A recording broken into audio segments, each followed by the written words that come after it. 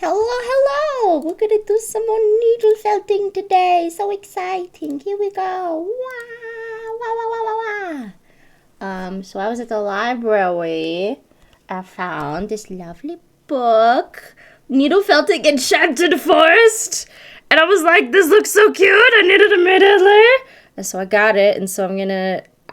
I ordered some more colors online because I don't have that many colors of wool. I'm just still working with the leftovers from the last time I made all the kits and stuff.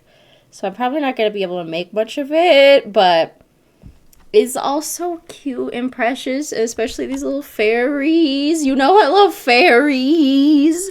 I'm very excited. So we're going to do that today and try them out. And I also wanted to make a little ghost. Even though it's technically not Halloween, I still was thinking about making a little ghost, and I'm going to make a little ghost. So maybe we'll make the ghost first, and then we'll work on this book. I don't know. Because this is how much white I have. I'm still like, should I use this as the core wool? I don't know. But we're also going to watch some of my favorite videos, which is from Dollightful or Doll Customs, because I think they're super cool and super cute. And it's one of my favorite channels. Yeah! Here we go. Annyeong! Welcome to Dollightful. Let me see This how year, they I look when feel they're like I'm there. in need of a little more self-care, so to start, I thought I'd make something I really enjoy. You guessed it, time for another super Look how cute they all are, though. a fashion doll. But where's my As mouse? for which guessed it, time Look at all of them! All of them are so adorable. She's so good at making cute shit. I love cute shit. The gnomes are very cute, too.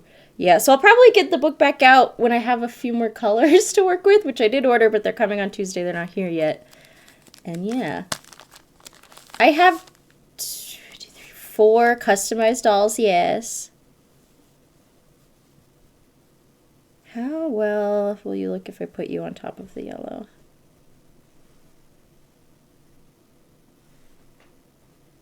Yeah, that's not bad. We'll use that for the middle. Actually, where's my foam block? I don't have my foam block. Where are you? Bonk! another Ugh, cute, they're all so goofy dress-wearing adorable. Lolita fashion doll. Lolita fashion! To start with, I rummaged around in my stock box and found this. A Claudine from Monster High. I think this must be the dawn of the dance Claudine. Gosh, that was such a good lineup. Laguna from that line is one of my favorites. Oh my god, this Anyhow, fucking fluff. it's off to the workshop for her. Maybe With the a hair little removed smaller. and face paint wiped down, the doll has been reset to its bare minimum. While removing the hair, though, a giant rip tore down the center part of her legs. This is somewhat of a common problem. Warning, doll gore! A lot of people turn to glue to reseal a ripped vinyl head, but that never holds. Instead, go in with a needle and thread and stitch the gap closed. Is that a little good size for a little Curved ghosty needle boy? would be ideal, but you can brute force it with a straight needle if you have to. Time for new hair. I've been eager to use this yarn I found at a thrift store for ages. Oh, it's so Isn't it pretty. Look at that. You gorgeous Gauge how long I yarn. want each tress to be, double it, and cut. And we stab to hell. Using this to measure, I prepare a whole lot more in advance. Now, even though this yarn is thicker than typical doll hair, I'm still going to attempt a reroute. To accommodate the larger fiber, I'll be using size 0 needles from the Doll Planet. Pretty big, as you can see. I'm also Even though using we a needle. replated her head with stitches, the big old hair is still a weak zone, so I'm going to give her a new part. Okay, here goes nothing. I had to widen each hole first by sticking in a large needle, like the one I'm rerouting with, waiting a couple seconds, then removing it and quick, punch in the yarn hair.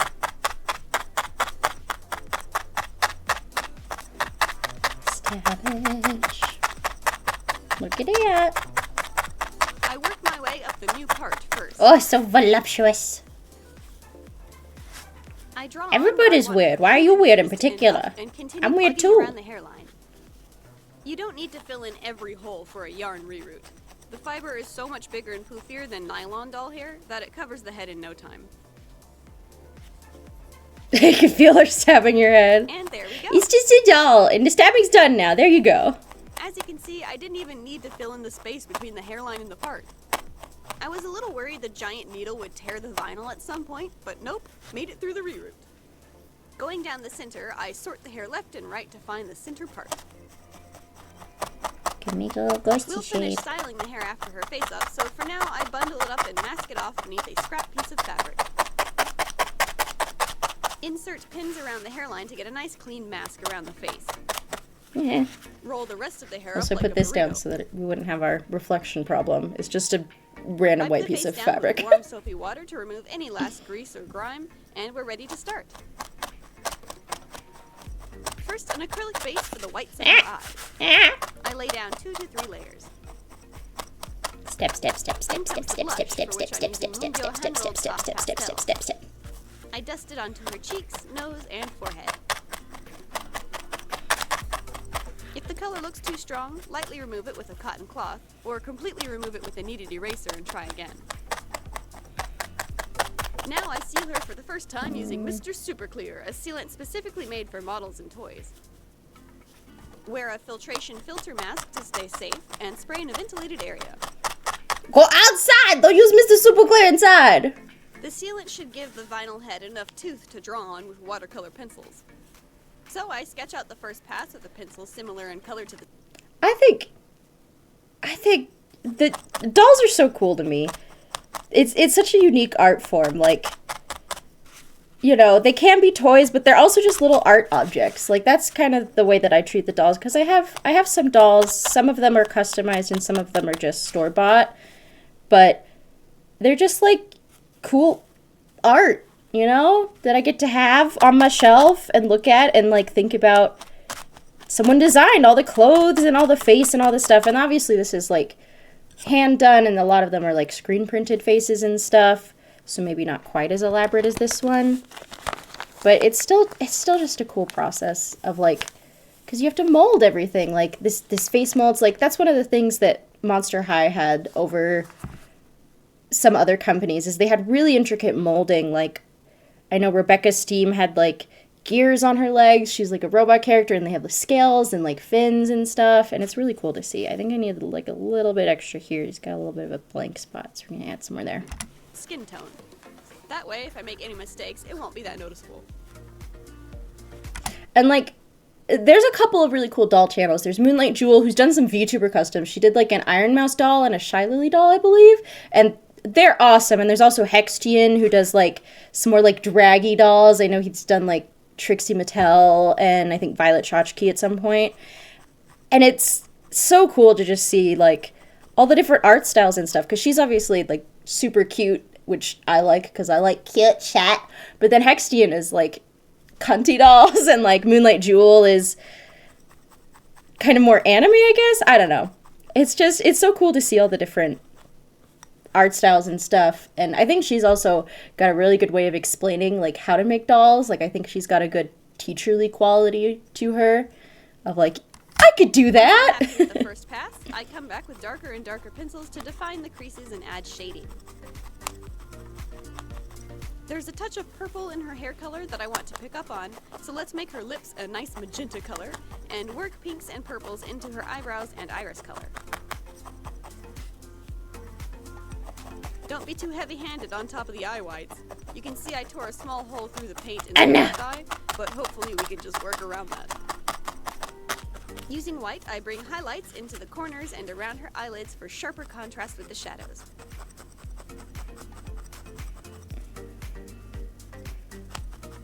After sharpening the black pencil to a fine point, I hash in the eyebrow hairs. I know, and then you try and it's like, oh god! Lighter on the medial side tends to look great for eyebrows. Feeling a boost of confidence from the eyebrows, I hashed in her eyelashes too.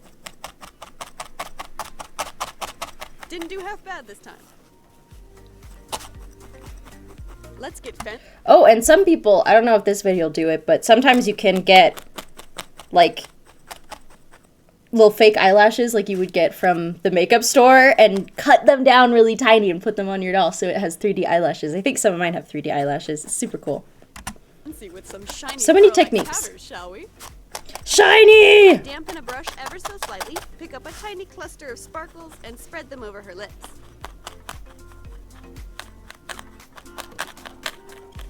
I also add pink and magenta powders to the eyes in lieu of paint.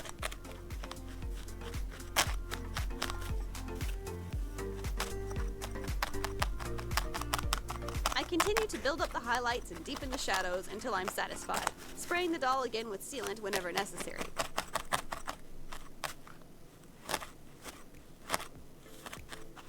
For the last highlights, I mix the powder with white acrylic and lightly stroke in several lines in the iris. Ghosty boy. And she's done. Not sure why I went with white. Oh, cute. It kind of looks like cosplay contacts. I think it makes her eyes really pop. After the final application of MSC, I use a gloss varnish to add shine to the eyes and lips for a more lifelike appearance.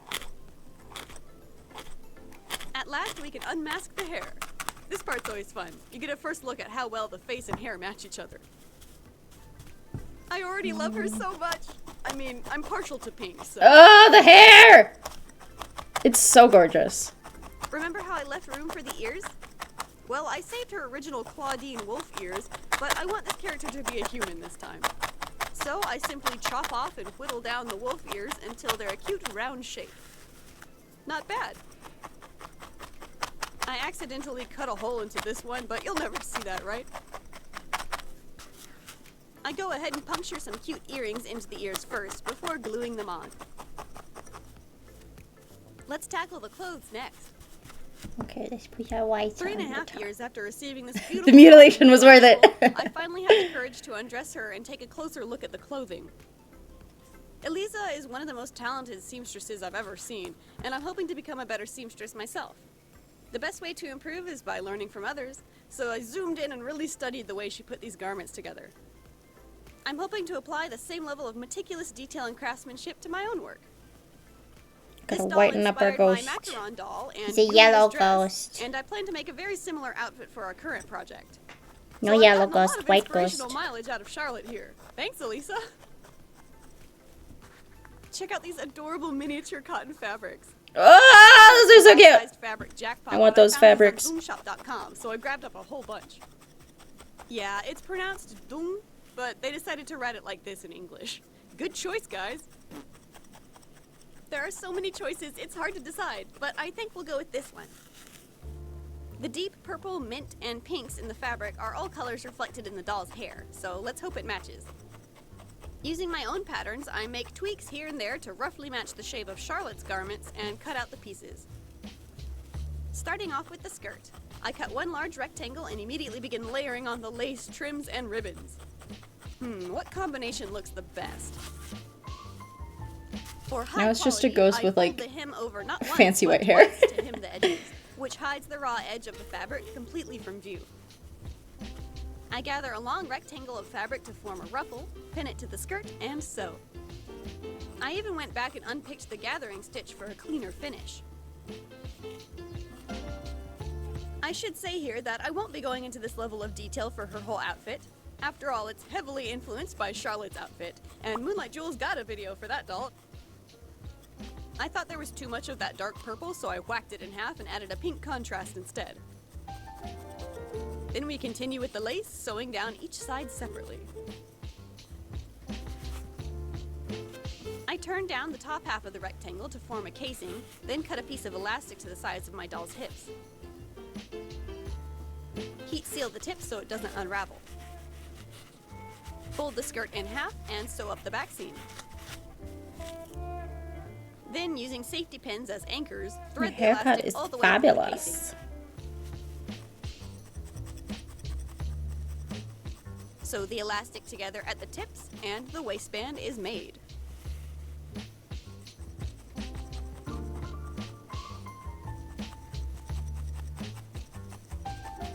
The blouse has a lining, and linings are scary, but I'm going to try. So I cut and assemble 2 shirts at the shoulder seams. I then pin on and sew down the cap sleeves. Then the lining goes on top, right sides together, and you turn it right side out. Am I doing this right? Cover up the rough edges with a collar. There we go, this looks intentional, right? It looks great. I zip up the side seam. It's adorable. And add fancy ruffles down the front. Here's something I've never done before but noticed on Moonlight Jewel's clothes. She irons on a strip of interfacing over bulky seams or seams with raw edges showing. This keeps things from unraveling and looks clean, so I thought I'd try it. It's a great trick. From here on out, I top stitched, I double hemmed, I meticulously made tiny little bow accents. I really took my time and eventually had this. A Hey-ya. full Lolita fashion outfit ready to go. Get off my thumb. Well, almost. She still needs So accessories. cute. I found these Fuck! candidates amongst my supplies. They'll provide a good base for what I have in mind. Firstly, I trim down the molded on details of the bag, then drill new holes through the plastic where I want the backpack straps to go. Backpack. To flatten out the remaining 3D texture, I glue on several layers of fabric, one on top of the other, until I leveled the surface. I glue a hemmed strip of pink fabric around the exterior, trim it, and glue the flaps down.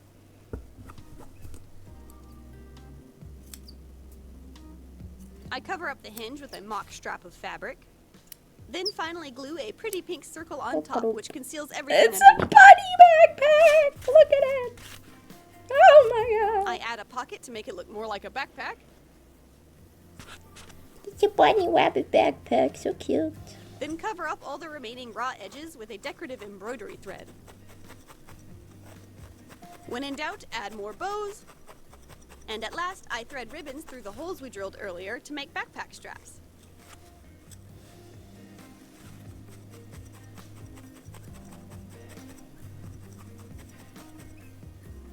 Paint on details like pins and buttons using acrylics. I'm going to try and make this so my cute. Anyang pin from the store by painting it with a needle tip. Ah, it's so small. Can you read it? Along with pins and buttons, every kawaii fashionista needs a cute animal keychain. This little kitty cat is the right size, but why is he crying? Don't be sad, little guy. I repainted him with acrylics to be a happy, highly saturated kitty complete with little pink toe beans. Vidoes! A couple more finishing touches, and the super cute backpack is done.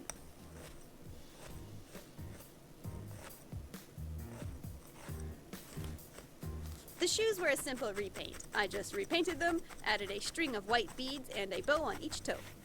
Simple repaint. I also added a bow and white beads. She's like, it's simple! Does the most.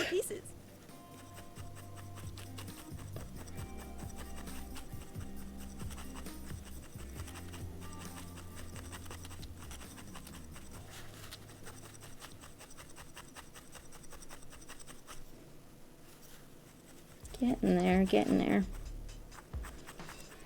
I'm very happy with her, I must say. Oh, she's so cute! To honor the doll that inspired her, I think it's only fitting we give her the nickname Charlie. And she's There's got one big accessory I didn't show you in this video. Her wheelchair, of course. That's because it needs its own separate tutorial video. I'll give you a step-by-step guide on how to make a doll-sized wheelchair, complete with a free PDF pattern you can download and use. You won't want to miss it. So stay tuned.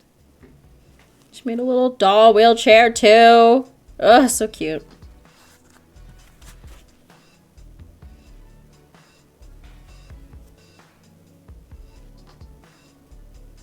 Adorbs.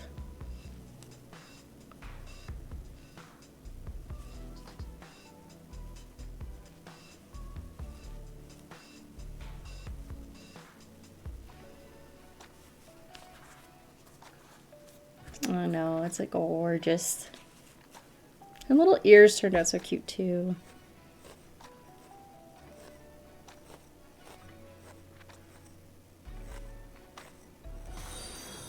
Oh my goodness, thank y'all.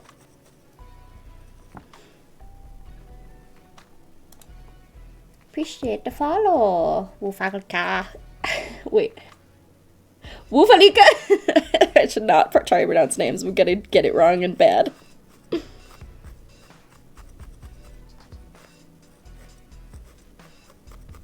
Ah, she's so pretty. I love her hair so much. I love, like, not hair for, like, hair on dolls. I think it looks so cool. Like, that's the other one that we had is Sakura, this doll back here. She has such a good haircut. Thank you so much for joining me today. You're welcome. I'm watching another video of yours anyway. Annyeong. Welcome to Delightful. Pink. Pink! Pink! This is one of those dolls that nobody asked for, but I'm making anyway. You know I can only contain it for so long before the pinkness overcomes me. So this one's just for fun. You'll have to indulge me. I'm going to put so much pink in this video, you'll be seeing green with sensory deprivation by the end. Yeah! Let's begin. Who's the pinkest doll I own? Draculara, of course. She got This pink monster skin, high doll was baby. given to me by a dear friend who I love very much, but she doesn't know that much about Monster High. As you eagle-eyed viewers probably already spotted, this is one of the newer, less articulated models. Bleh. She's still super cute with her beautifully sculpted Gen face, 2. but she's just a little stiff. Her head can swivel left and right, and her arms can only go in circles. The leg joints are the same with hip and knee articulation. Compare her to an earlier model, Elizabeth here, for example. You can see the difference. Of course, there was a price difference as well, so you can see where the extra money goes when a company has a bigger budget. Regardless of where you stand on the newer Monster High dolls reboot and manufacturing decisions, you've got to agree that this isn't bad for a $10 doll. We were just so spoiled from the amazing quality of the original releases that it was hard to swallow anything less. And the baby faces. Anyways. Doll review, it's a customizing video. Let's start by wiping her face clean off. Dip a Q-tip in 100% Still see the acetone, yellow in then some press for a spots, second or but two we'll work before on it. twisting and scooping off the factory paint. I like to clean up the whole face afterwards with an acetone-soaked tissue. Draculara has beautiful hair, but you know what's wrong with it? Not pink. Not pink. Off it comes. Now to remove her head. She could only look left and right, so I'll be interested to see what the neck peg looks like. Submerge the doll in boiling water. Off for comes about the head. Then tug off her squishy head. Interesting. It's the same piece of plastic as the body. It's an interesting shape, isn't it? Now to remove the stubble. Take a pair of long needle-nosed pliers and swivel them around inside the head. You're trying to catch and pull out chains of plugs. Re-soften the head if you need to. Taking one more acetone-soaked tissue, I wipe off all the black paint on her head in preparation for the reroute. Clean everything up with warm soapy water, and the prepping stage is complete. I told myself I'd do an easier project to follow up Aurora, but those stiff arms, man, they need help. And you know what? A lot of you have told me that these budget dolls were the only ones you could find, and you haven't customized them yet because of their limited posability. So let's make these things articulated. Cut those arms off, bitch! The hardest part was removing the arms. Jeez. Maybe warming up the plastic will help relax it? I mean, sure, it's a cheaper doll, but I guess this Draculara was built to last. Okay, I think we can finish them off with scissors from here. Absolutely ripping into her. Next, to clear a pathway from arm socket to arm socket. Find a drill bit that matches the existing hole size and drill all the way through. It's mostly hollow already, so this part's easy. Parts of the arm pieces may still be loose inside the body cavity, but you can tug them out with pliers. Perfect. Now, to give the arms a more realistic range of motion, we're going to turn them into ball joints. So, those extra plastic chunks can go. Whack them off with shears, then fine-tune the ball shape with sharp scissors or an X-Acto blade. Power tools, baby! Draw a line starting from the armpit and extending all the way past the shoulder. Then use a Dremel tool or jeweler's saw to cut down that line. Warning, doll mutilation. It's small, rounded, and slippery, so be careful here. I'm trying to Do not cut yourself open, please. And am sawing very slowly and carefully. But still, it's precarious. Once you get a groove going, it's less scary. This cut needs to be wide enough for a wire to slide into, so open it up wider using Looking kind of eggy because there's still yellow showing. Next, drill a small hole through the front of the arm, perpendicular It's yellow! Doesn't actually look that yellow on camera. This hole should Looks yellow to me, intersect though. the gap of the slit.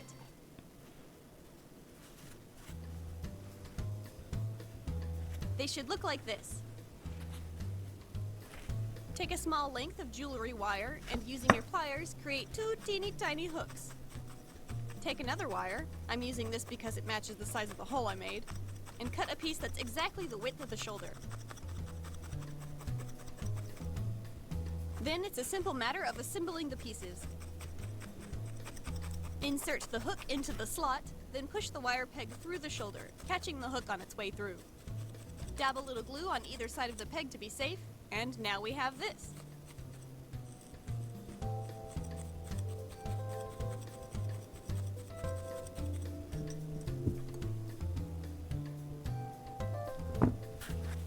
How do we get the arms to stay in place, you ask?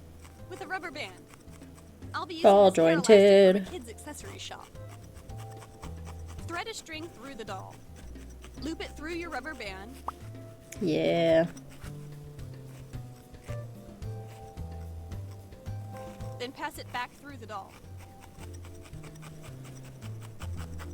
Trying my best. Loop your rubber band around the hook and pull it tight. Now use the thread to stretch the rubber band through to the opposite side and link the other arm. Then remove the thread. Ta-da! Fully posable shoulders. That's already a big improvement for old stiff arms, and you could stop here if you want. I'm going to take it further and give her elbow joints too. Draw a guideline, then divide the arm in half. Draw another guideline across the freshly cut forearm, and saw a slit into this piece just like we did at the shoulder. I found the off the edge of the table approach works pretty well. Clean up and widen the slit with your craft knife until it is the appropriate size for your wire. And again, drill a hole perpendicularly through the forearm piece that intersects with the slot you just cut. I'll be using a wooden dowel for the elbow joint, so Maybe I using matched yellow the for the dowel to middle my was drill not the bit best size. idea I've ever had. The I just forearm wanted is so to- small that I just wanted to not use up all of my white because I have a limited amount of it. And so I was trying to use yellow to get the base shape done a little bit. I may be regretting that decision. Perfect. It's fine! Stick with the needle and then went in with the drill. Otherwise, the drill bit wanted to slide off the edge.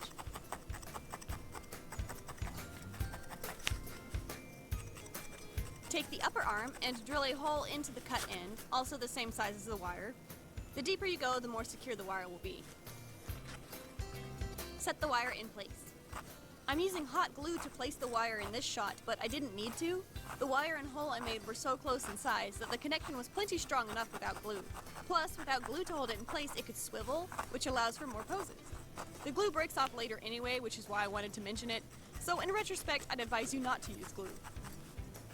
Bend your wire and trim it down, all while referencing the wooden dowel. I want this to be a really snug fit so that she can hold a pose.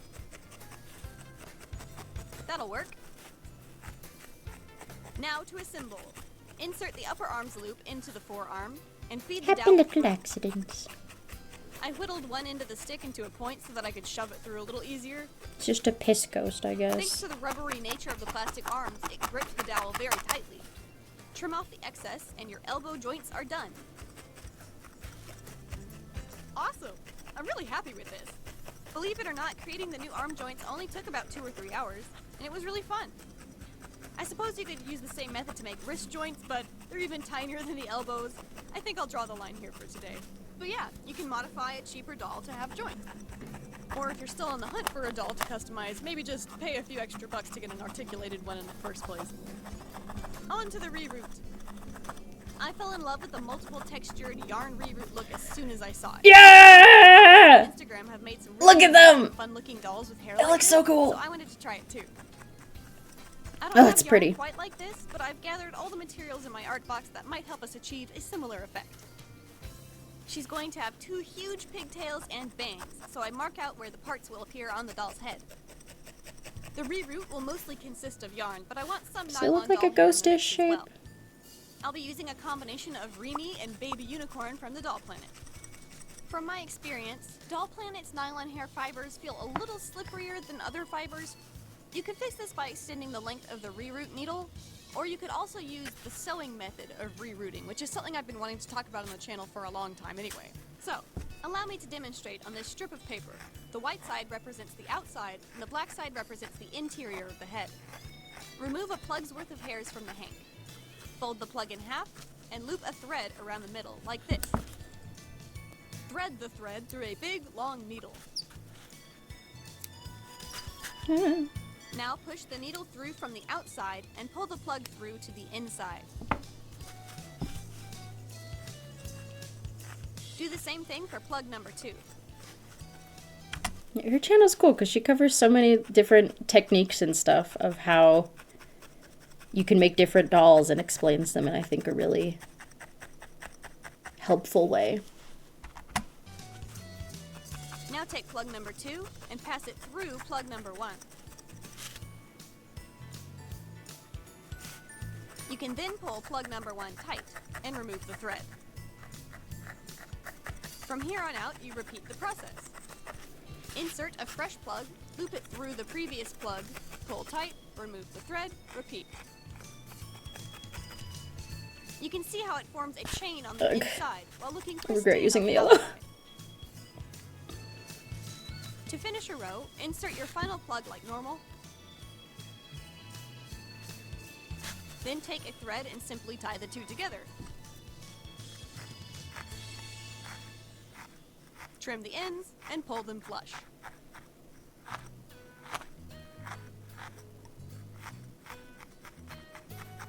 Now let's see it in action. We're doing the exact same thing, it's just a little different working through the neck hole. That's why it's nice to have the great big needle. This was actually the first method I learned about for rerouting dolls. It's stronger, and you don't need to worry about glue melting if the doll's in storage, because there is no glue. It's by all means the superior method, but the downside is, it takes so long. If you're rerouting the whole head this way, I'd say it takes at least 3 times longer than the usual method, which for me meant about a week per reroute. When I first started customizing dolls, I swore this would be the only method I'd ever use. 3 dolls later, I switched to the plug and glue method. Alright, looks pretty funny, but I think I'm done rooting the nylon hair. Time to move on to the poopy stuff.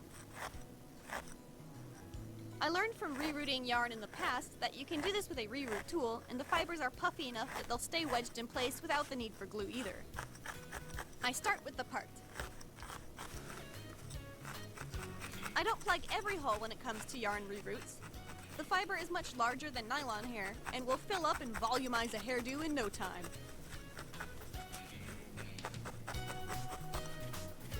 This pale pink yarn matches nicely. Yeah. What else? Maybe some of this embroidery thread?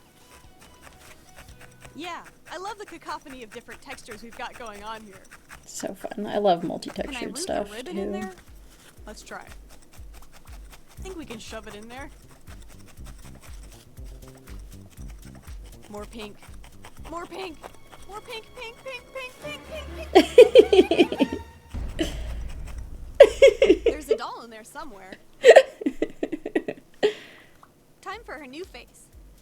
We need to mask So off cute. the hair, so I bind it out of the way and pin a protective cloth around the face, pinning the edges where the hairline is. Then we wrap it up burrito style. It's near impossible to draw on plastic, so prep the surface with Mr. Super Clear. Don't forget to wear your filtration mask. Some artists do multiple preliminary coats. I just go with one to start. Find out what works best for your style. Let that dry for 30 minutes, then bring her back to the craft table.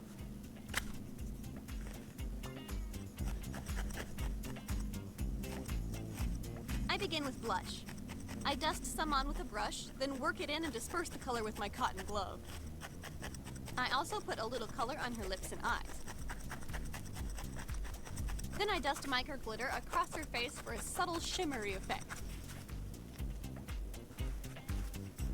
Time for the watercolor pencils. Starting with pink, of course, I sketch out the shape of the eyes, the eyelid, and hint at the placement of the iris. I'm overdrawing past the mold of the eyes so that she can have big cartoon eyes. You don't have to stick to what they give you. Next, I sketch out an eyebrow. Clean up stray marks with a kneaded eraser. I'm happy with the sketch, so now I can get serious by adding darker colors. I work back and forth with several shades of pink and even purple at the darkest parts.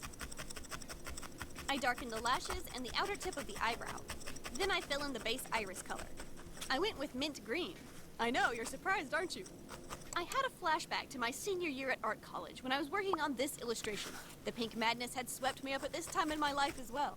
During critique, my professor was like, "Catherine, it's too pink." And I was like, "No such thing, prof." But he did manage to convince me to make the lanterns a different color. We went with a complementary green. And of course, he was right, and the green lanterns worked much better and broke up the ocean of pink, while still acting only as an accent color. So for our doll, her eyes will be the lanterns.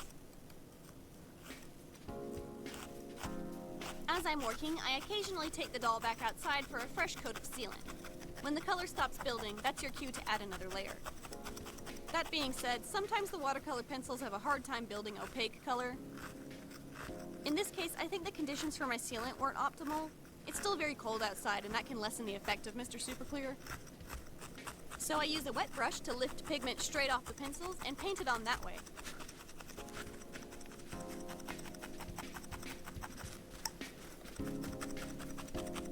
It's not working great for the eye whites, though. A brush is great for getting into the lip crease.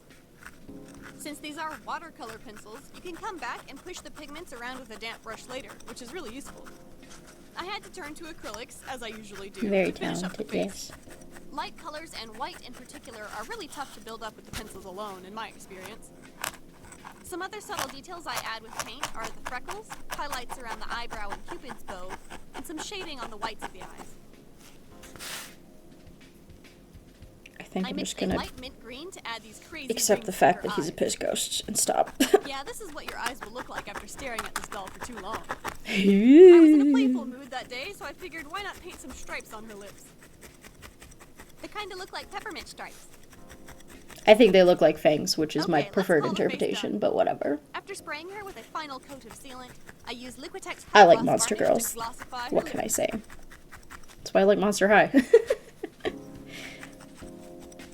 At last, we can release the hair and see how it looks with her new face. That's a lot of hair. So much Let's get her hair! reattached to her body by softening up the neck hole, gently squeezing the doll's temples, and working her back on. Now we can style the hair. I was really looking forward to this part. I begin by curling the nylon hair with pipe cleaners by twisting the hair around and bending them to stay in place, then pouring boiling water on top. I thought it would be a lot easier and faster, but turns out pipe cleaners are pretty difficult to remove afterwards. For bangs, I section off the front portion, then give them a whack. I'm glad to report that I did a decent job this time. My track record's not great. Also, why do we call them bangs? I think the English word fringe is Bangs above your eyes, your hair so much on Aurora hangs. that I'm fairly certain I'll be doing it on every doll from here on out. So grab that heated chopstick and press the hair into place. It took a couple more passes. It's a really good idea that she has is get a metal chopstick and use that to... My brain doesn't work! To curl the hair. It's a mini curling iron. And coming in at different angles. Where should But I'm the glad face to go? report that this technique works on Maybe thicker heel. bangs too. The chopstick also works for curling long hair. I wish I'd tried this out before struggling with those pipe cleaners. Now we can start putting all sorts of bits and baubles in her hair. I'll be using a multitude of plastic beads that I've amassed over the years from who knows where. Some beads' openings were small enough that they needed a thread to help guide them through the yarn.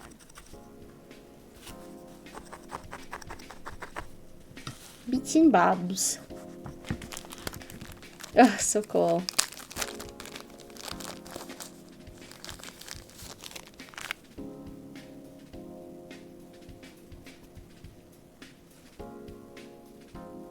So cute! I enjoyed that so much. All that's left is an outfit. I've got plenty of pink fabric, lace, and ribbons to work with. Well, good thing it's not Throw human. together. For this doll, I'll be using my standard dress pattern, which is the most beginner-friendly pattern available on my Etsy shop. Since everything's already streamlined, it's just a matter of cutting out the pieces and sewing them together, following my own instructions. I'm using cotton fabric and tulle for the ruffles. Attaching sleeves to the shoulder is probably the hardest part for beginners, so I'll slow down and show that in detail. Line up the center of the sleeve with the shoulder seam, with the right sides of the fabric facing each other. Then pin the heck out of it. Pinning on a curve always feels awkward, but you get used to it. Once it's thoroughly pinned, you can stitch it together. This is an interesting thing, because I don't use pins when I sew doll clothes, which has been a minute, because, you know, I get easily distracted and don't do it that often. But I don't think they're close enough to show off, but I tend to use, I have little tiny binder clips that I'd use, or I just hold it in my fingers, because I think when you're doing doll clothes, it's very easy for the pin holes to be obvious, because it's on such a small scale that I feel like the pinholes, like, they stick in the fabric and you can still see them. So I tend to not want to use pins, but it is the traditional method, especially with bigger sewing. Anyway. I use extra thin pins for doll clothes and also shorten my stitch width since the scale is so tiny. A Finish the balls garment for a with ghost. clasps or Velcro and the dress is done. We could stop here, but it looks very simple. I want to bring it up to a level of craziness that matches our doll. So I made a petticoat out of elastic and more pink tulle with a ribbon in between to catch the crotch. So poofy. What can we sew onto the bodice itself, though? How about a gathered rectangle of tulle down the front with a fancy ribbon on top?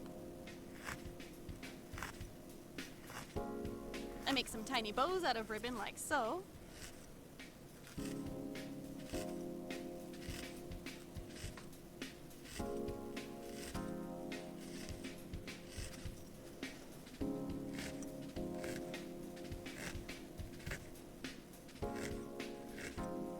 Then stitch it to the neckline. You can use the same thread you used to bind the bow if you want to be efficient.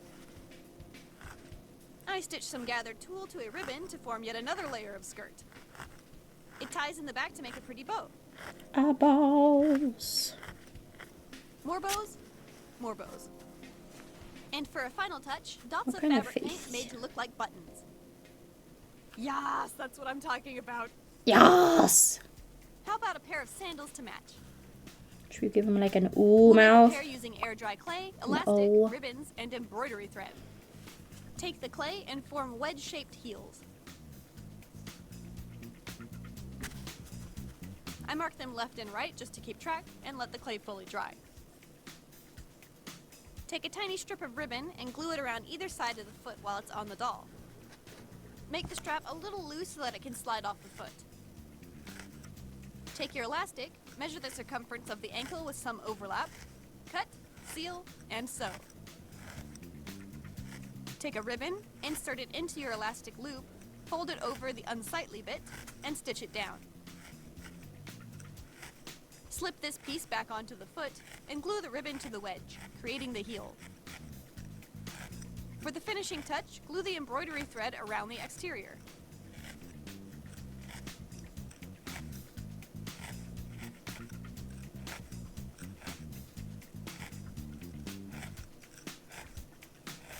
There we go.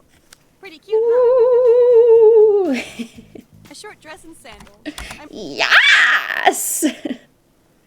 Oh, I kind of like him. I think he's still a little weirdly yellow, but he's cute anyway. Ooh, we should give this one a little dangly. I think I still have some extras. Come back. One of these little things so you can dangle. Must be in the mood for spring. That's everything.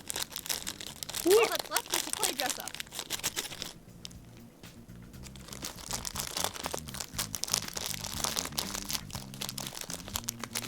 Oh yeah.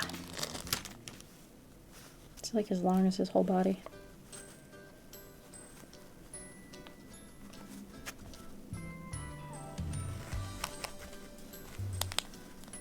The yellow's from aging. He's an aged ghost. Oh, she's so pretty. I love her hair so much. Let's go all the way through. Oh, yep. Ah! He's got a needle sticking out of his butt. Actually, wait, I have wire clippers. Let me, because I'm going to be using How wire about in a it, minute. Nate? Spring is right around the corner, and the cherry blossom trees will be blossoming in all their glory soon. Here we go. So I think we have to go with Sakura for this doll. Come on. Many of you know I live in South Korea, so I would have gone with the Korean word for cherry blossoms, but Pokgot just doesn't sound as pretty as Sakura, does it?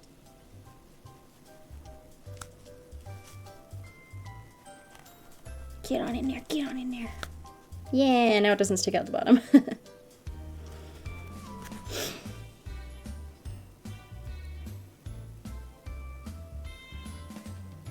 Is all that pink out of my system? For now. What do you think about Yay. your outrageous doll? Have you ever tried He's to a recreate floaty quite like little this? ghost. He fell off! No! This video. Give that like button a boop for all crazy eyes Come here. And on. subscribe to be notified when I upload a new video. No, the Videos ghost will follow me died! on Twitter if you like. It's a Plus, dead you can order ghost! merchandise over at Society 6. Thank you so much for watching. Get and in stay there. Artsy. Annyeong. Get in there. Stay in there. I stabbed a ghost. I stabbed a dead guy. Okay, will you stay in there now? God damn it! I don't know what to... Oh, man. Hey, kitty cat! Pinto, where are you going? Oh dear. Adorable. God damn it. I don't know how to make it stay in there better besides maybe, like, bending the part of it that's inside. Oh, it's just coming out again. But then that requires kind of cutting into him. Maybe I shouldn't have cut my wire. Ah! Oh my god, someone made a Terrifiers in Monster High. That's cute. You wanna keep watching doll videos? You wanna keep watching doll videos? Here, this one's also kind of fall themed. God damn it. Annyeong, welcome to Delightful. If I the Halloween Oh, doll right. These two are so cute. I think Iggy is my favorite. She's so fucking cute. I don't know. Maybe.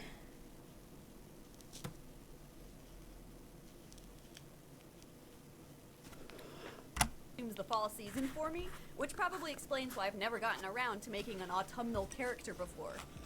Well, better late than never, right? It's pretty darn wintry out there, but let's squeeze in a maple leaf fairy before the year is over.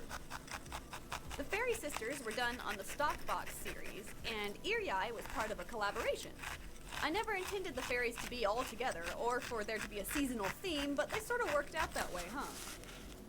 The sisters are sort of spring and summer vibes. Eerie Eye is clearly winter. Who will be the base doll for our autumn fairy? None other than Ever After High doll Ashlyn Ella. I may be the unceremonious drop. Customizing dolls, but I'm often a big fan of the original character, despite the contrary. This one's no exception. I love Ashlyn. She's a beautiful doll, and I drew this quick sketch of a fall leaf fairy with Ashlyn in mind. Let's try. She'll fit perfectly into the role. Oops. Giving it some extra fluff. In fact, I love her little braid and gigantic bun so much that I'm going to keep it for our character.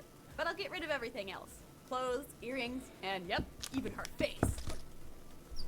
Oh, remove the face. I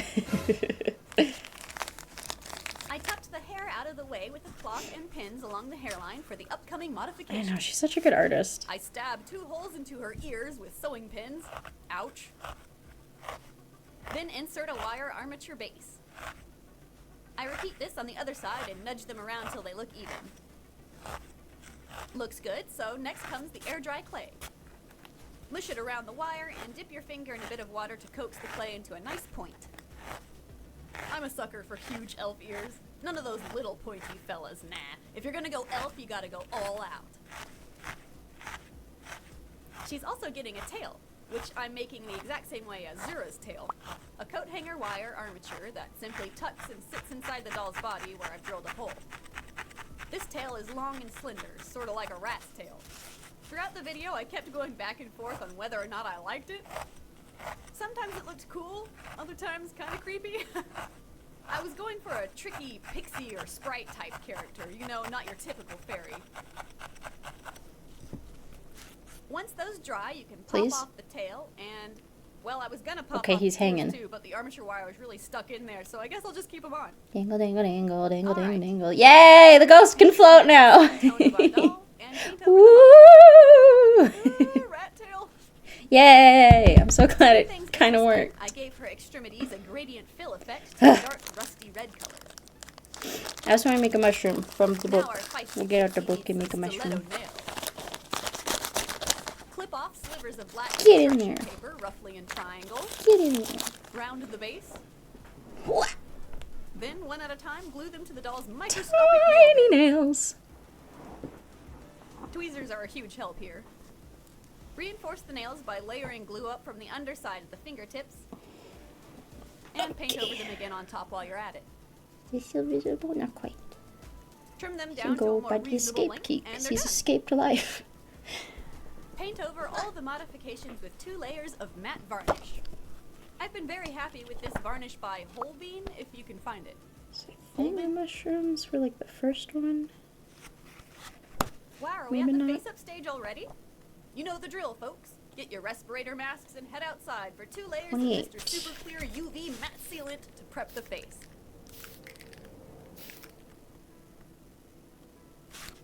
Mushrooms! Ooh, it's cold out there. Before I start, I take a photo of the blank you doll did and draw armature her it. face on digitally. I want a sassy, asymmetrical expression this time around, so it helped me to practice first. I don't do this every time, but it can help if you're on the fence about a face-up. Begin with a rusty blush over the eyes to match the gradients we gave her limbs. Then I dive right in with the line work, again using a rusty brown pencil. Even though the lines look wonky at first, I know they're in the right spot thanks to my mock-up I drew earlier. I thicken the lash line and sketch in some sideways glancing irises. We're gonna try our best. Her right eye is more closed, so you can see more of the eyelid. Likewise, the more widely opened left eye get some is stuff drawn here. with a smaller amount of eyelid on top. Thanks to my dad for letting me have some of his wire. He's a great guy. I said, "You got some wire I can use?" And he said, "Yeah." Not a problem. Seems like an obvious thing to point out, but if you miss this detail, it can look like the eyes are misshapen, as opposed to forming an expression. The eyebrows also play into this. The squinty eye has the eyebrow coming down, and the more open eye gets the raised eyebrow. I extended the naturally occurring line of her lips further out on one side for a wry smile. As always, you can find a list of supplies in the description of the video if you're ever curious about what I'm using. Once satisfied with the line work, you can move in with color. I place the basic colors of red and yellow in the iris and layer up highlights with a beige and cream pencil around her eyelids, as well as sharpen the shadows in black.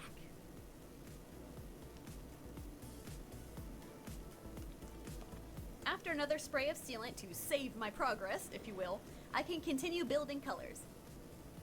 Now is when I add her fluffy makeup influencer. Yeah, for the stock. That way it can stand up a little better, I hope. Free to flip the I don't know, the book said to do it. The other eye with more ease. We'll just use our white. Some pigments just refuse to come off the pencil. This is the case with my yellow pencil. So I simply wet the tip and paint it on. Now we're just gonna surround him with the wool. Looks like they're glowing. This character is accidentally sharing several characteristics of the doll that came before her.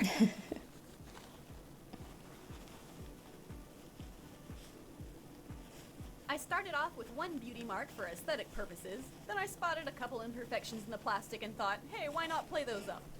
I love a freckled lass. One of my best friends has a freckle on her nose just like this, so it made me think of her. To finish up the face, I simply darken the darks, lighten the lights, and dab on a small accent of gold paint to the inner corners of her eyelids and in the iris.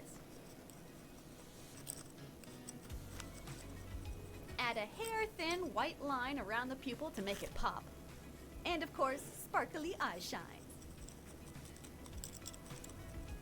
Beautiful! Ever after high dolls have very round basketball heads, and I find that harder to draw on? So I think this is one of my more successful face-ups on this line of dolls. Yay! I don't know about this. I don't know how to do the wires quite yet. Call it cliche or call it classic, I'm going to give her a full skirt of leaves. Fall-colored leaves, of course. Look at this perfect fabric. I printed up a variety of leaf outlines and sizes to act as pattern pieces. Cut those out and trace them onto the back side of the fabric. I've made a selection from each color in the fabric. Then I paint glue around every single leaf outline, being generous with the application. Once that's dry, you can cut them out and the fabric won't unravel. It's a great way to make fabric leaves. I just stabbed myself. You could stop here, but you know me, I'm a bit extra, so let's get out the paints and detail these suckers. Use blood! Referencing real images of leaves off screen, I dab oranges, reds, and greens Should have taken my things off. onto my leaves. I love including the veins and the little wart imperfections. It really sells it. I know! I thought this one turned out particularly well. Are you still bleeding, or are you better now? They're not all masterpieces, though. It's hard to hold and feel, though. Best, but the orange fabric leaves quickly turned muddy and brown. I'll just put the duds in the bottom layer of her skirt. Nobody has to see them. My goodness, that was a lot of leaves. I didn't plan how many I need for this project. I just made a ton of them. Hopefully the number works out. Aren't they pretty? They're gorgeous. Her wings are also maple leaves, but with an added element. Inspired by the common buckeye butterfly, I tried to integrate elements of both the leaf and the insect wing to create the perfect balance of both. I was winging this part, har har, so all things considered they turned out pretty good. Now I just have to paint this exact pattern 3 more times because I'm doing front and back. Now I wish I hadn't made it so complicated. But boy, did they look good. It was worth it. Gorgeous. How about we cut out the circles and replace them with a cream color? That will add more contrast to your wings and hopefully give them the sun-catching effect. Yeah, it kind of works. Okay, the wings are looking pretty rad, but how are we going to stiffen them up? Even with the stiff glue, the fabric is too floppy. Well, how about we outline the entire thing with gold wire? Tedious? Yes. It was a slow go bending the wire around each spike in the leaf, all while keeping the form as flat as possible.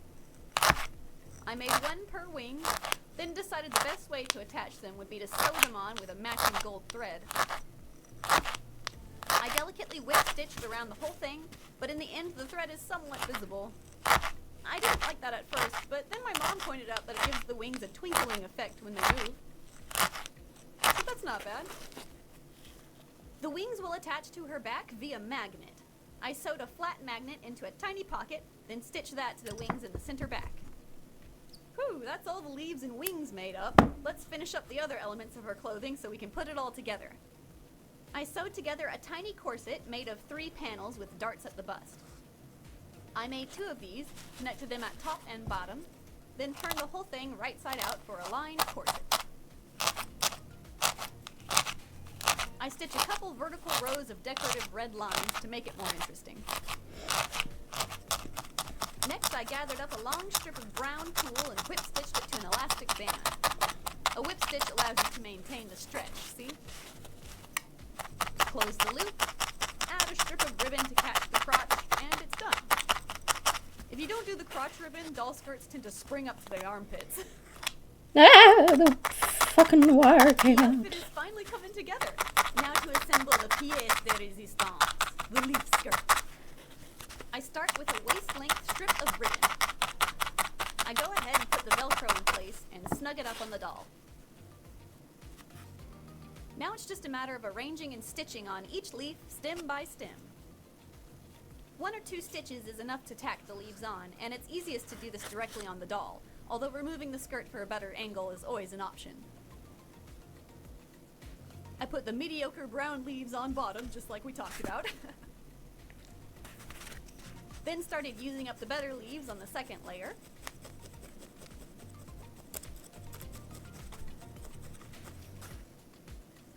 Turns out I made just the right number of leaves. About 3.5 layers is what I ended up sewing on. And of course, I put my favorite leaves right in front.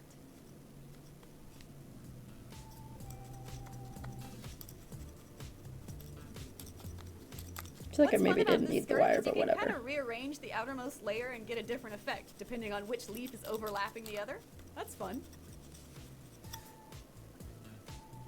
The corset snaps on top, hiding the waistband and giving the illusion that it's one connected dress. She says she's not good at sewing and then makes wonderful clothes. Into her clothes Ridiculous. where the wings would attach, but her corset comes down too low in the back, so what do? Looks like we'll have to go the plastic surgery route and implant the magnet instead.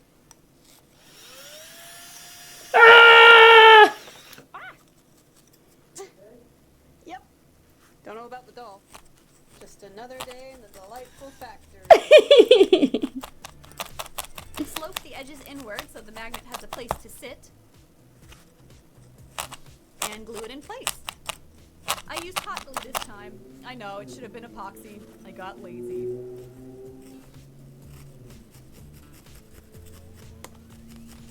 As for shoes, I think I'm going to rob these totally bomb sandals from another Ever After High doll. They've got pink accents at the moment, but a little repainting will help them match our character. I wonder who those are from. Maybe Cerise Wood?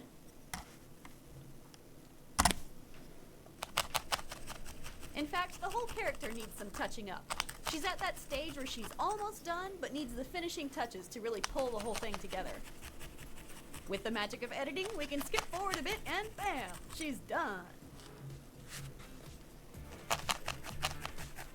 I repainted the shoes to have maroon and gold accents, painted gold tips around several of her skirt leaves so that they match her wings better, switched her nails from black to gold, found and repainted another cool doll accessory I already had around her neck and shoulders, and added some quirky wooden orbs to her hair.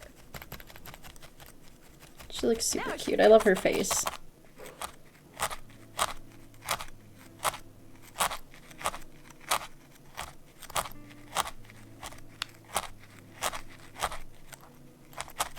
Sip, sip, sip, sip, sip. Ugh! The skirt turned out so cute. When the leaves are changing hues, Cute. the air turns crisp and nippy, keep an eye out for Maple, the fall fairy. How do you think Maple turned out? I didn't consider that her hands would become visually lost against the background of her own outfit and wings. The gradient looked cool by itself, but her hands just disappear, so it wasn't a good idea after all, I guess.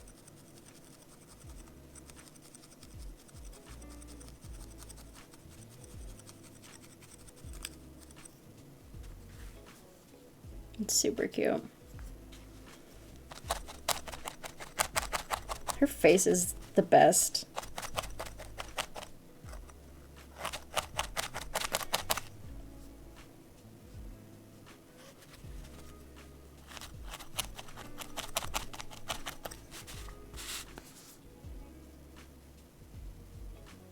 Alright, that's a stem, I guess. And we gotta make the top of the mushroom.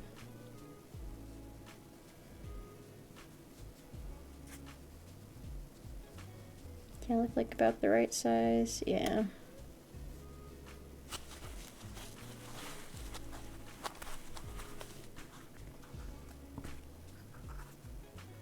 Mm.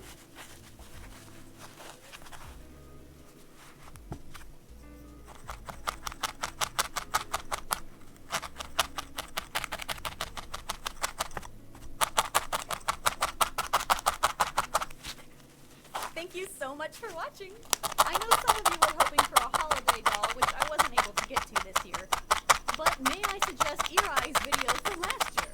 I know the boy dolls are never as popular as the girl dolls, but it's a really good video that deserves more love. My best ever fairy wing tutorial is in his video, so please go watch it.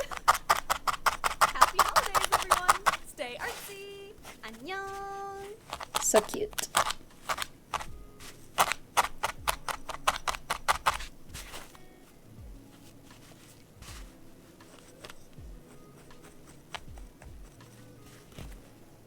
I love it.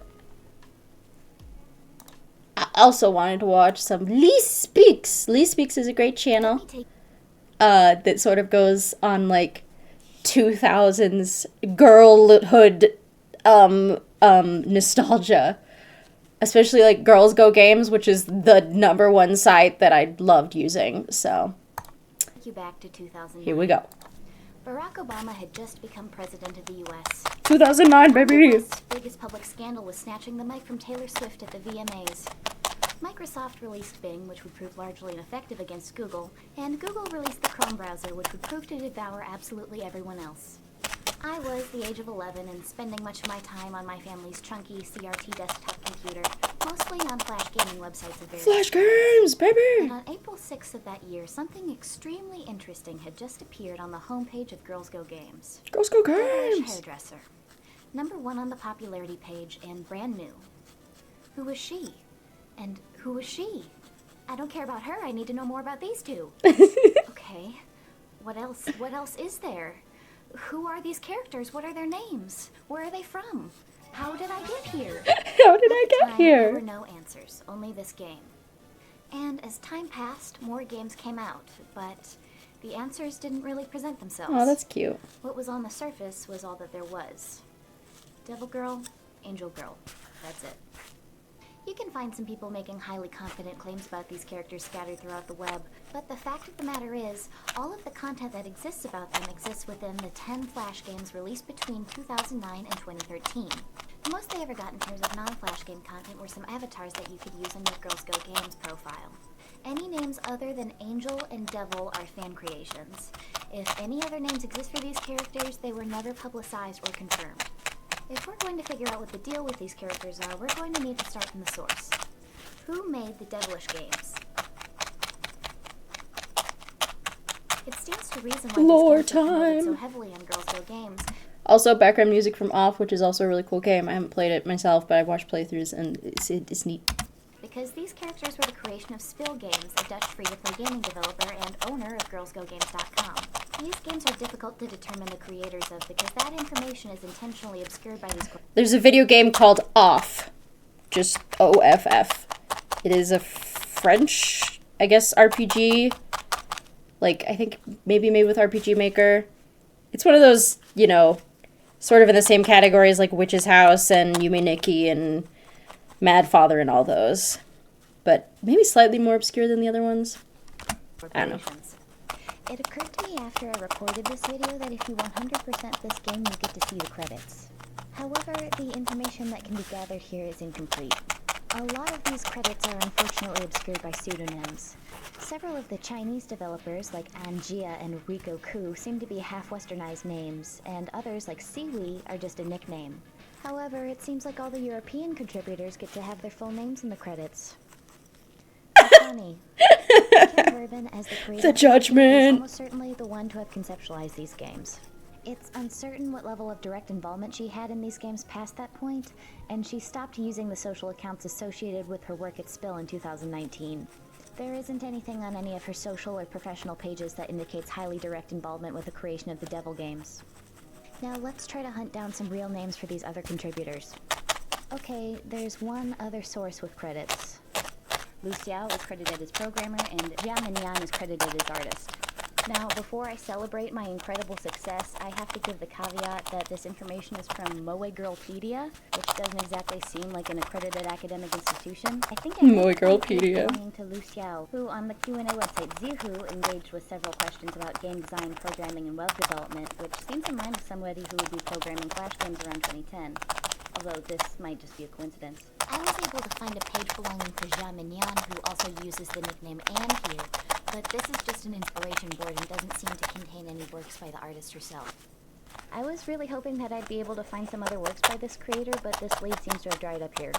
And again, after I recorded the previous segment, I realized that I could probably Back again! changing the game's language and the settings. And I was right. Let's unsudo these nims. Okay, so Brett Xu, the one credited for game design, is really Xu Jianming. The artist Anne Fluffy Jia as is in fact Jia fuck. Minyan, and Siwi is Qingwen Xu. And the sound designer Rico Ku is Gu Chansheng. This composer actually did work for a lot of Girls Go Games creations. I wasn't able to find websites for these designers, but I'm happy that I was at least able to give them some proper credit. Alright, now let's check out this presentation from Spill. Since these are concise PowerPoint slides without notes, I have to draw some conclusions on my own, but there are a few interesting facts about Devilish Hairdresser Alright, here. let's see how much of a First, red we the have. concepts in regard to this game in bold are fear and control. Specifically in regards to this game, this involves taking advantage of the fear of getting a botched haircut and putting the player in control of this vulnerable situation. This slide, simply labeled Craving Crazy, is about how preteen girls are completely unhinged and desire content that's as chaotic as they are. Look at that fucking slide! It's so good! Oh, it's so good. I think we have just enough red for a single mushroom. Cries and tears. I want 87 mushrooms, but I only have enough for one. Oh well. This is further expanded upon in this slide, which states that girls also find it funny to be nasty. This is a pretty relevant topic from a business perspective. In 2009, there was no shortage of mischief-oriented Flash games targeted at boys, but anything other than pretty neatness and princess sparkles were pretty unusual for girls' Flash games.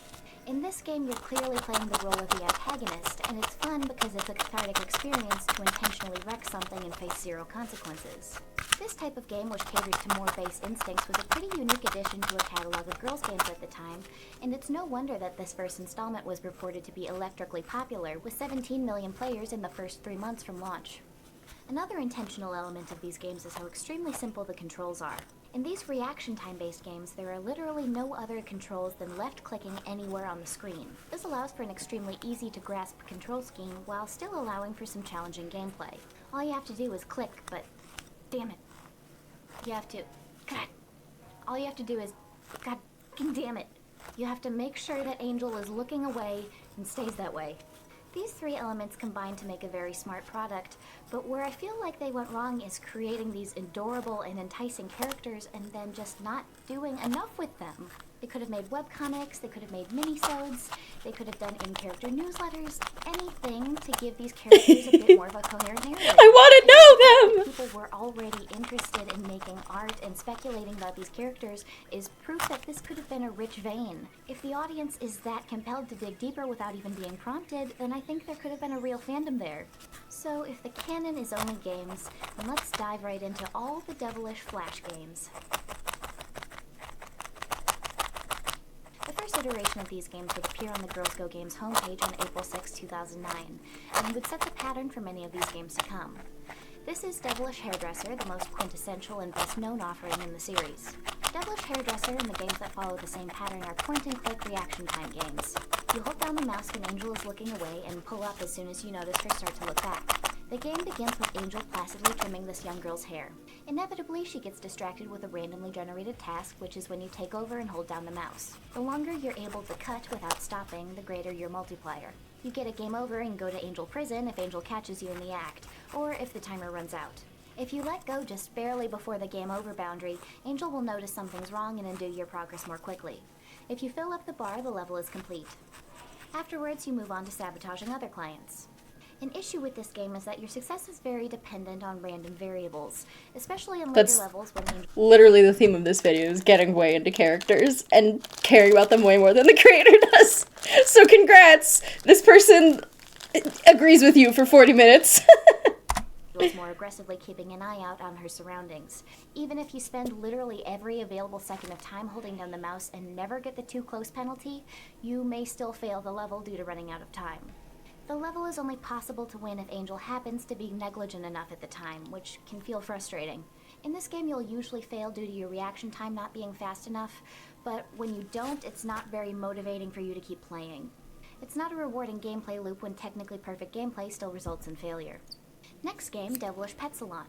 This game was released on November 27, 2009, and is the second version of the reaction time games. In this game, the characters get a little color palette swap, but the game is fundamentally the same as the first one. It's safe to assume that to keep the experience consistent, they use the same framework from the previous game with only minor tweaks, but they swap out the graphics for a fresh experience each time. This game plays out the same way, but with a variety of pet clients instead of people. This game seems like it may have been adjusted to be a little easier compared to Hairdresser because I'm no longer noticing the problem where you don't have enough time to complete the level. It's moderately more balanced than the first edition due to having the benefit of mass market experience. Whether you prefer to play the first or second game mostly boils down to whether you prefer the setting of a person salon or a pet salon. I'd like to take a moment to appreciate the sound design in these games. Flash creations have some extremely rough sound effects and music, but both of those factors in this game are pleasing and complement the visuals really well. I especially like the musical motifs surrounding the Angel and Devil. Angel is represented by the default game music, which plays when you're not taking any action, and gets replaced by this metal guitar riff as soon as you There's a couple versions of this riff that cycle out as you proceed through the levels. There's clearly a lot of consideration put into building these sounds, and the final result is something extremely high polished for a Flash creation. Next, Devilish Stylist. This one released on August 22, 2010, and is the final of the first batch of reaction time games, and follows the same formula as the others, except this time you're ruining the client's outfits instead of their hair. This one has an identical Angel to the Hairdresser game, but features one of the most unique designs of Devil. In this sprite, she swaps out her usual sleeveless dress for a bubble skirt and crop top with a heart cutout and a huge bow on the back. She also has silver drill pigtails, and most bizarrely of all, appears to be wearing a headband with fake devil horns. Her usual brown spiral horns are absent in this game. This is definitely the greatest deviation from any of their standard models. The gameplay is the same as the other reaction time offerings, but I particularly enjoy the visuals on this one. Honestly, the art in all of these games is pretty exceptional. The high-quality artwork stands out in this game especially as the artists are able to flex their skills with designing cute outfits. This witch outfit I especially love. I would wear that in real life. I thought in this game, Devil's actions would be relatively more harmless, considering you're stuck with a terrible haircut until it's grown out or fixed, but you can just change your clothes. However, this game implies that Devil is ruining multiple weddings. Next up, Devilish Trick. Events in this series can be neatly separated into categories. The first three that we saw comprise the reaction time era, and the next three that we'll be seeing comprise the holiday spot the difference era. This begins with Devilish Trick, released for Halloween of 2010. In these games, No, you'll we go had through the a series of dots. spot the difference puzzles that have a few possible options per panel. These games play out a simple narrative via the puzzle images. In this first game, we're greeted with Devil hollowing out a pumpkin. Luckily, these Afterwards, don't she have to heads be out all the same Angel's hair size. salon, which is apparently also named Devilish Hairdresser, despite how little sense this makes. Devil attempts to trick or treat and gets the door slammed on her. It's dubious whether this comic actually takes place on Halloween or if Devil is just being a weirdo and trick-or-treating on a random night. To get even for being snubbed, Devil Relatable. instructs her ghost henchman to call Angel's hair salon and sneaks over to sabotage the client's hairstyle. The mouse indicators on the panels are shown with these dual icons, a mouse and a spyglass, which will swap sides depending on which side of the screen your actual mouse is. The feature highlighted with the spyglass will be the one that is displayed on both sides after the difference is clicked, so be mindful of that in case you're bothered by details like one of Devil's horns being missing or Angel's head wings being colored incorrectly. If you get stumped, you can click on the hint icon, which will show you an unspotted difference that will cost you your score. Like the reaction time games, these manage to be fairly challenging despite the extremely simple premise. A lot of the differences are pretty obvious and easy, but some of them are very obscure and hard to catch, and the element of the differences being randomized each time means you're not guaranteed to breeze through the game even if you played it before. Next, Devilish Christmas. This was the second of 3 Spot the Difference games, this one released for Christmas 2010. This game controls exactly the same as the previous game, including how the side with the spyglass will stay the same and that you can spend your points to receive a hint. This game opens on Angel admiring her cozy Christmas decorations when she's interrupted by someone coming down her chimney. It's Devil wearing an extremely crude Santa costume, and Angel is delighted to see her. She offers to get her a cup of coffee, and Devil sneaks behind her back to go full Grinch and steal Angel's presents. She's not quick enough and gets busted. Now, the big question posed by this game is this. Is Angel actually dumb enough to be convinced that her friend in normal clothes, a Santa hat, and a fake mustache is actually Santa? If you apply kid game logic, this is perfectly likely. People fall for terrible disguises in kids' media all the time. However, I like to think that Angel was just really happy to see that her friend came by to visit for Christmas, but was disappointed by her Grinchly shenanigans. Next, Devilish Valentine. In our third Spot the Difference game, Angel is seen with a date with one of the most unappealing goddamn character designs I've ever seen in my life. I think the design prompt for this character was just punchable. Punchable. She walks into her own room across the hall and is immediately smitten. He begins hitting on her, which she is visibly annoyed by. Devil, in one of her more justified acts of mischief, vows to ruin their date. Angel's baking a meal for the two of them in the kitchen, and while she's out of the room, Devil sneaks in and puts some dubious green liquid in Angel's mixture. Later on, as the two of them are enjoying their meal, the guy suddenly runs off with vomit leaking out of his mouth, confirming that Devil successfully got back at him. It is not immediately obvious whether or not he survives this encounter.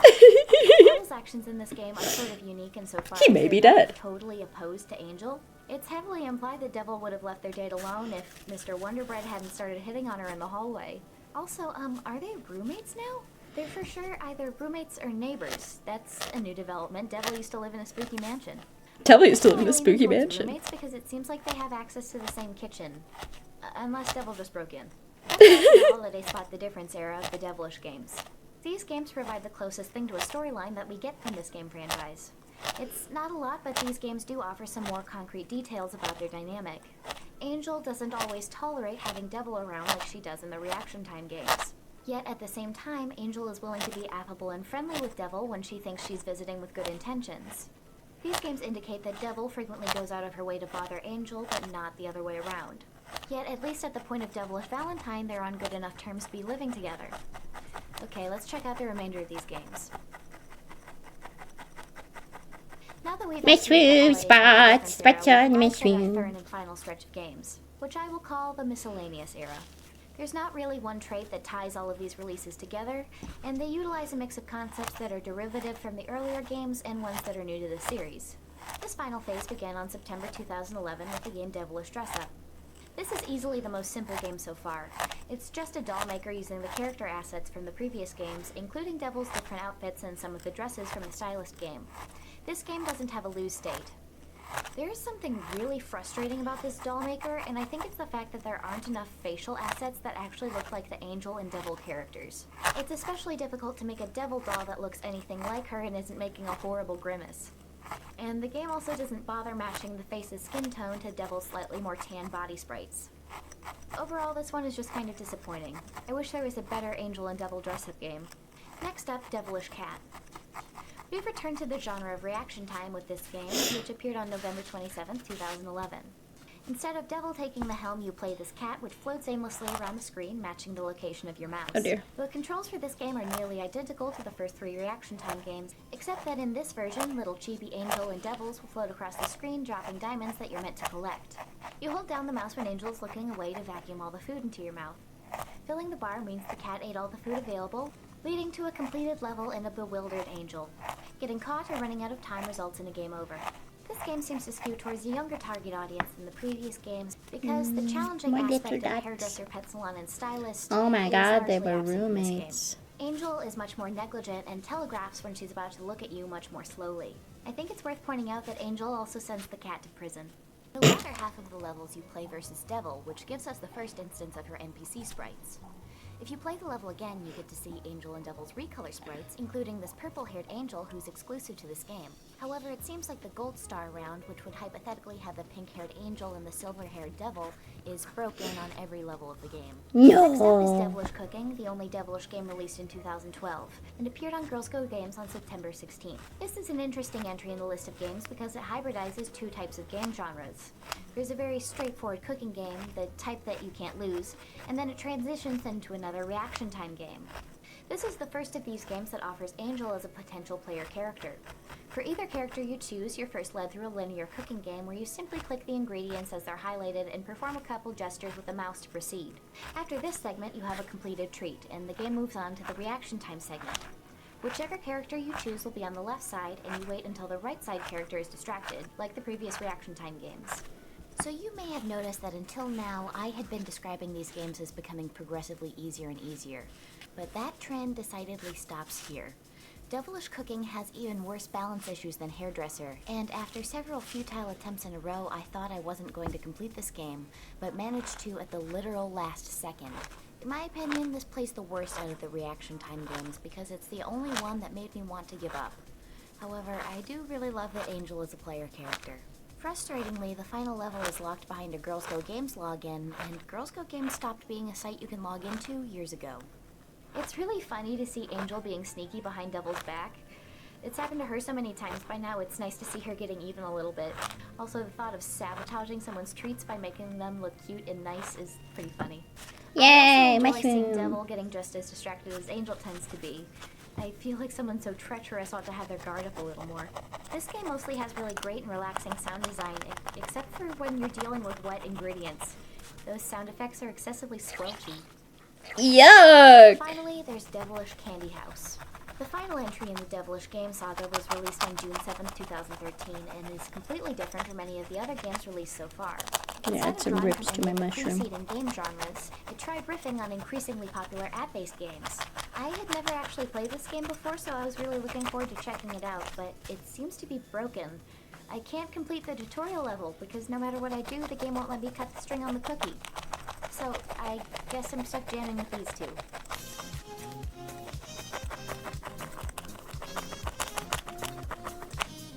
Yeah, get it, baby! Fortunately, there's some footage on YouTube of the gameplay. This appears to be a cut-the-rope style physics game where you have to deliver the cookie to Angel by manipulating the stage elements as the cookie is rolling through. For some reason, the cutting interaction just won't activate for me. It says in the description of this game that Angel has been kidnapped by Devil, which is why she's here in this candy house. However, this appears to be a pretty minimally sinister kidnapping, as Angel seems to not be in peril and is mostly just having a good time eating sweets.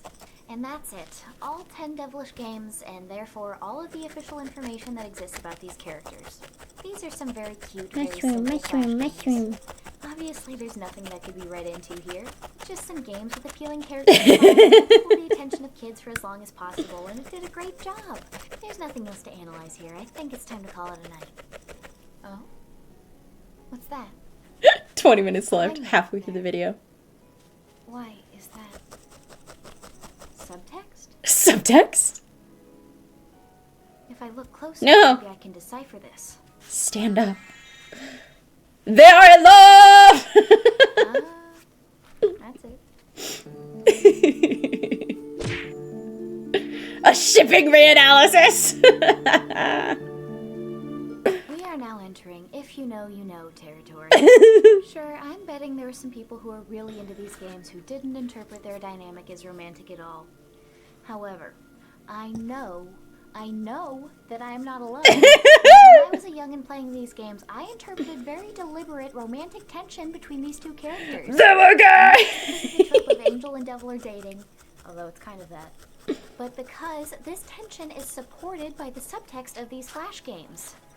Let me explain. If we are to assume that these games released in order are meant to convey a somewhat linear chronological narrative, then we can begin constructing the Of course! release game in the series. You put two girls next to each other, they lesbians. Because these characters' personalities are fairly static throughout the course of these games, then that means a narrative that involves character arcs and development couldn't possibly exist. That is wrong. That is false. That is silly goose behavior. Silly The goose reason this is wrong behavior. is because non-RPG Flash games are not where character development takes place. None of these games are story-driven. The gameplay is about luck and skill. I won't quite stand one up. can still argue that what I'm saying is invalid because these characters don't exist as anything other than Flash game mascots. And to you I say, it's not my fault that Still didn't make more canon. They've only given us their subtext-laden Flash games, and this is the Wild West, baby. I can do whatever I want. Our baseline moment in the series, Devilish Hairdresser, shows us on some rocky ground between Angel and Devil already. Devil is already deeply into her gotta-be-a-menace era and is trying to ruin Angel's work anytime her back is turned. Immediately, this poses a question. Why is Angel tolerating Devil's presence in her salon? She's standing right nearby in her field of vision, and Angel doesn't Yeah! It starts up on its own. sabotaging her work. I feel accomplished. This isn't the reaction you would have around someone you hate and distrust. Angel has her guard down, almost like she's around an old friend. And why does Devil's mischievous smirk here seem more fake and beautiful. forced than this insecure and nervous body language that she has the rest of the time? The game's Devilish Pet Salon and Devilish Stylist represent a bit of a problem. That being, it doesn't totally make sense to interpret these games as chronological. These issues imply that these three first games all so proud exist of in my their own mushroom. parallel universes in which the beautiful. characters cannot interact or coexist. There's two big reasons for this, the first and most obvious being that the characters look different.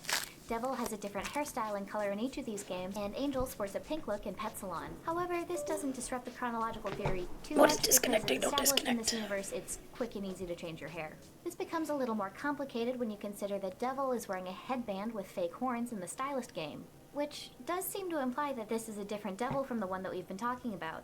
My explanation for this is that devils in this universe shed and regrow their horns periodically, like deer. So in this game, perhaps Devil recently lost her horns, and so she's wearing the fake horns to feel less insecure. The second problem, which can't be so easily explained away... Okay, I'm gonna look through and find a page with the Fowies on it. Because I think I'm gonna have to make maybe like the autumnal looking one. What do I have to see? Page of those fuckers on 92.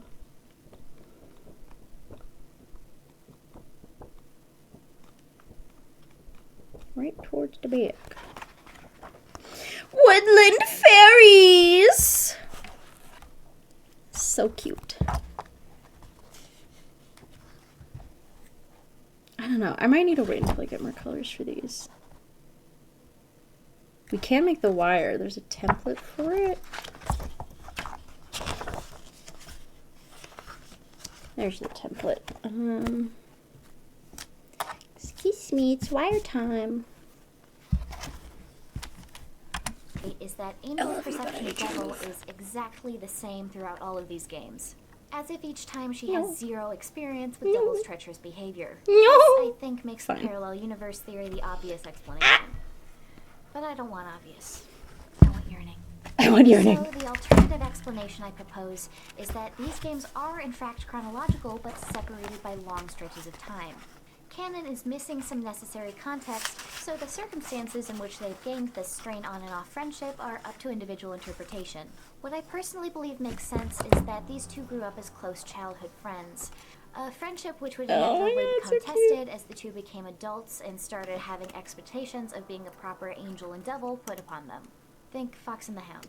Their shared personal history makes them both extremely reluctant to cut ties with one another, and a combination of their inherent natures and societal pressure causes them to be trapped in a centuries or even millennia-long cycle of reconnection, betrayal, and re-alienation, with their personal growth occurring at an agonizingly slow rate because of playing out on an immortal time frame. Honestly, you could interpret Devil's behavior here in a way that's even more grim and toxic than overt sabotage. Another problem that these games present with this very literal interpretation is how Angel reacts to her work being ruined. Unless she catches you, you don't get sent to Angel Prison, and she's shown to be extremely upset afterwards. No. Therefore, a possible interpretation of this interaction is that Devil is gaslighting Angel into believing that she's ruining her own work, which is a level of emotional manipulation that honestly isn't very fun to think about, and that I will be relegating to the realm of angst fanfiction. How I actually interpret this is that Angel just has a bad case of goldfish brain. I honestly think she's just not that smart, and she doesn't like to think very hard. Therefore, when she doesn't catch Devil in the act, she doesn't assume she ruined it herself, but also literally doesn't try at all to figure out who did it. She's got elevator music in her cute little head, and that's all she needs in there. Therefore, she generally fails to internalize any meaningful lessons about Devil's behavior. This could be in part due to her angelic nature. Perhaps she's clueless not out of obliviousness, but out of a literal inability to conceive of an evil intention. Like it's something that she can't even imagine. It'd be like coming up with a new color. What she can clearly perceive, however, are evil acts, which always have retribution in the form of time and Angel Prison. Therefore, I attribute these slight changes in appearance over time to cyclical reconnection. Devil reaches out to Angel, they reconnect, Devil betrays Angel's trust again, and they're back to square one. It would only make sense that after an extended course of time, their personal styles would evolve. The first entry in the series of Spot the Difference games, Devilish Trick, seems to drop us into a fairly cold and strange moment in their relationship. I think it's safe to assume that this appears in the timeline directly after Devilish Hairdresser, since the plot of these images directly alludes to that game. What is notably different in this game is that Angel is no longer tolerating Devil hanging out nearby. Maybe this was after a brief stint in Angel Prison, and while Angel has infinite capacity for forgiveness, she's still putting Devil on ice for now. Devil, in her most obvious bid for attention yet, shows up specifically and only at Angel's door for trick-or-treating, and gets the door slammed on her, which triggers her toxic streak, and gets her busted yet again by Angel, setting Devil back to, like, square -5. Square -5. I suspect the major time skips happen. Assuming these characters are immortals, there could be massive lengths of time in between their falling out and reconciliation. In order to not create massive plot holes with this reinterpretation, we have to assume that in this hypothetical world, the human world is much more stable than in reality. Hundreds or even thousands of years could pass by without severely affecting this very homogenized human culture, which will always appear vaguely modern. In Devilish Christmas, a warm and loving aspect of their friendship that we've never seen previously is revealed by Angel's reaction to seeing her tumbling down the chimney. Assuming Angel knows that Devil isn't actually Santa, and I think this is supported by the fact that she immediately offers her coffee, which seems like something you'd do for an old friend and not for seeing a magical Christmas elf, then this clearly represents a high point in their relationship. Angel is unambiguously happy to see Devil, and Devil is happy to be there, until she messes everything up again with her own greed. The game Devilish Valentine is the centerpiece of subtext for the potentially romantic dynamic between these two characters. Although it's fairly indirect, enough people interpreted this game as containing implicit romantic tension that the majority of people I asked about it agreed with my interpretation. So Angel has Mr. Least Appealing character design over for a meal. This confirms that Angel, at least in this point in time, is not considering Devil to be a romantic interest and is interested in men, at least enough to indulge in chaste dating. Okay. I'm going to read into this next panel a bit. Devil appears on her phone with a genuine smile and blushing. This is a really unusual expression for this character, and Devil isn't usually drawn with blush. I think at this moment it's safe to assume that Devil is talking to her own date, whose character is unseen and unconfirmed.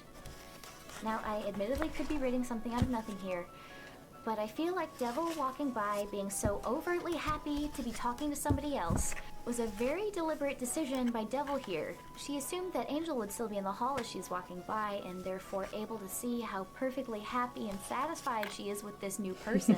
But this plan blew up. Conspiracy theories. Devil wasn't planning to ruin their date earlier, but that's only because she couldn't justify doing so. Now she has an excuse, and a pretty decent one at that. This guy is a total scumbag. Devil convinced herself that she had to get him away from her and would do whatever she had to in order to achieve that. I assume since Angel was never depicted as being affected by the poison, Devil picked a substance that would be noxious to her human date, but that wouldn't impact immortals like themselves. He's just depicted as getting sick, but I can't shake the interpretation that she just straight up killed that man. Kill that man! Spin it into some kind of lesson about why you shouldn't date mortals. This headcanon is for all intents and purposes a joke, because I don't want to deal with how that would impact their storyline. But in all, what we see from this game is Devil acting out because of a mixture of jealousy and righteous indignation. Also, can we address the fact that they're now roommates? The way I interpret this Oh my god, they were on Devil's behalf is this place where they live seems to be heavily influenced by Angel's decorating style alone. At this point in the narrative, they are close enough friends that Angel is willing to let Devil move in with her, which ends up being a pretty emotionally terrible situation for Devil, who is still longing for Angel, but trying to cope with the fact that she's never shown any signs of being interested in women. Therefore, she forces herself to meet new people, even though she's really not ready to move on. It's safe to assume that this living situation blew up after either Angel discovered that Devil poisoned her date, or after Devil did something else shitty. Because of this game, it's extremely common among the player base to interpret Devil as a lesbian due to being visibly annoyed by receiving romantic attention from a man, and Angel as bisexual but not necessarily aware of it at this point in time. Or even straight if permanent yearning is more your flavor. Ultimately, this has no bearing on canon and can be interpreted however you like. The game Devilish Cat I originally assumed had no bearing to the ship theory, but then I realized that Angel is not the only one being antagonized by this cat.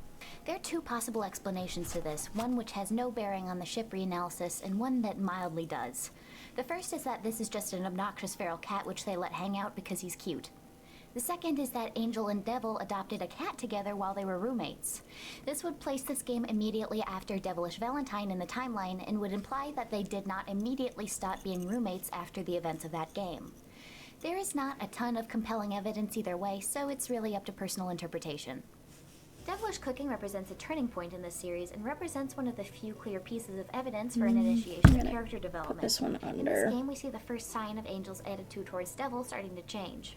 I interpret this as Angel starting to take a less passive role in their relationship. Devil is no longer the only one making bids for attention. This may be vaguely antagonistic behavior, but more so than any of the other reaction time games, they seem to be just having a friendly competition instead of trying to ruin each other's day. This game shows a friendship between these two that's slowly evolving into something more stable. Nobody's really ruining anything, they're just each trying to express their own style. Although they do still go to prison when they're caught. I guess the devilish world is just a highly carceral state. The last relevant entry, Candy House, is a bit of a weird one. In this game, Devil is described as having kidnapped Angel, which is a serious offense, but it kind of just seems like she was unwillingly taken on a day trip where the objective was to compete about which one could eat the most cookies. There's not a lot of plot to this, and it's a bit of a challenge to interpret literally, but this seems to me like Devil's misguided effort at a grand romantic gesture for Angel. Instead of planning a surprise day trip like a normal person, Devil's embarrassment over her crush led her to behave in a way that's much more sinister than romantic because she can't help but sabotage herself at every turn. And again, if we are to interpret these games as semi-linear, then this interaction represents the start of a more permanent break between these two characters. Let's put a pin in that. Okay. What Her can be wires gathered by look inspecting the behavior of Devil throughout these decent. games is that she is consistently the one making these bids for attention. While I wouldn't exactly call their dynamic one-sided, without a doubt the intensity of feelings is highly imbalanced. Angel's feelings towards Devil alternate mostly between mildly affectionate and mild. But unfortunately, I don't think I have enough wool to make anything else with them. Because I'll run out.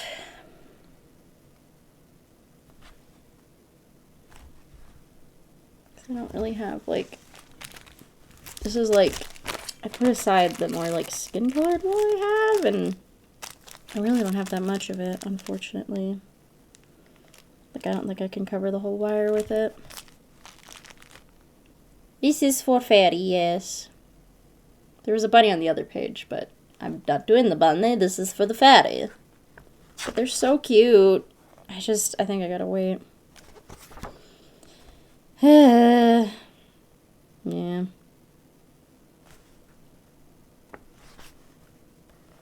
Now, is there anything else in here that I could make that doesn't need skin color? Maybe I could make a gnome. Where's the gnomes? They're very cute. They just have a nose.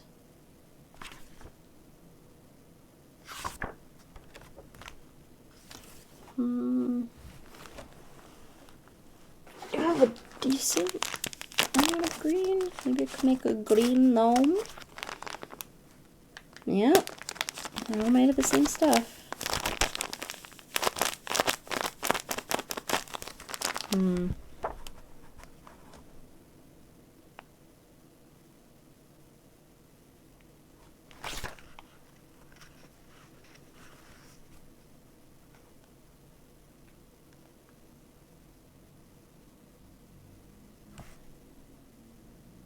So it does use wire, but maybe less.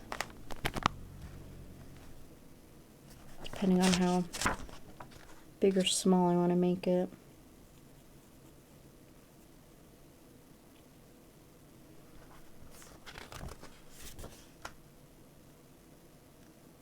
Oh, they're very cute.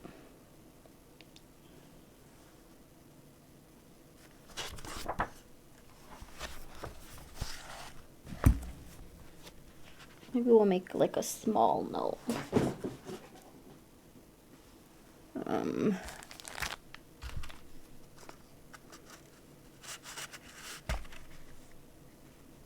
Like a little gnome, like that big maybe. Hello, what's up? Little gnome. Disappointed. She clearly considers Devil to be an important person in her life as she lets her back in again and again despite their history. However, Angel is consistently shown to be staying in her own lane. She's never the one to reach out to Devil, although she's usually willing to be accommodating when reached out to. Devil is the epicenter of this emotional conflict, with Angel being largely oblivious to its existence. Devil is not at all equipped to deal with this. She may realize that she has a crush, but she pushes this down with several layers of resentment, competitiveness, and social obligation, so that her feelings become an obfuscated, confused mess. Because of this, she behaves extremely erratically towards Angel as she quickly switches between accepting her closeness and pushing her away. We're making a little down a gnome. frenzied path of desperate attention grabs and rapidly alternating swells of affection and hatred, because no matter how much time passes, the intensity of the feelings never fade, and yet she's convinced herself that because of who she is, from Angel's perspective, she will never be good enough to be anything but an object of pity. I think no matter how you shake it, if you want to interpret these characters as romantic interests, then you need to acknowledge that Devil's behavior in these games is pretty unacceptable. She would need to do a lot of personal growth to be a decent partner. Here we go. Whatever the demonic equivalent of going to therapy and making yourself mentally whole as a person is. Therefore, here is my proposed epilogue for these two characters. The final straw that at last broke the camel's back and made them realize that they need to stay away from each other was the candy house kidnapping incident. While Angel understands that Devil was just trying to do something fun for her in her own bizarre way, I think Angel ultimately came to find that experience really unsettling. And then she did something that she'd never done before.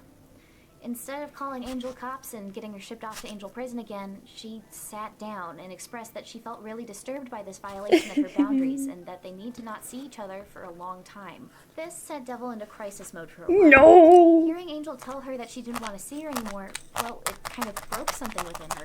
She was used to her routine, being thrown in a teddy bear dungeon for a week or two and then getting back on her usual nonsense. However, this was unprecedented. Suddenly all her mischief and pranks didn't feel so justified. And coming to terms with the fact that she had pretty much been being relentlessly cruel to the person she cared about most, well, this sends her into a depression.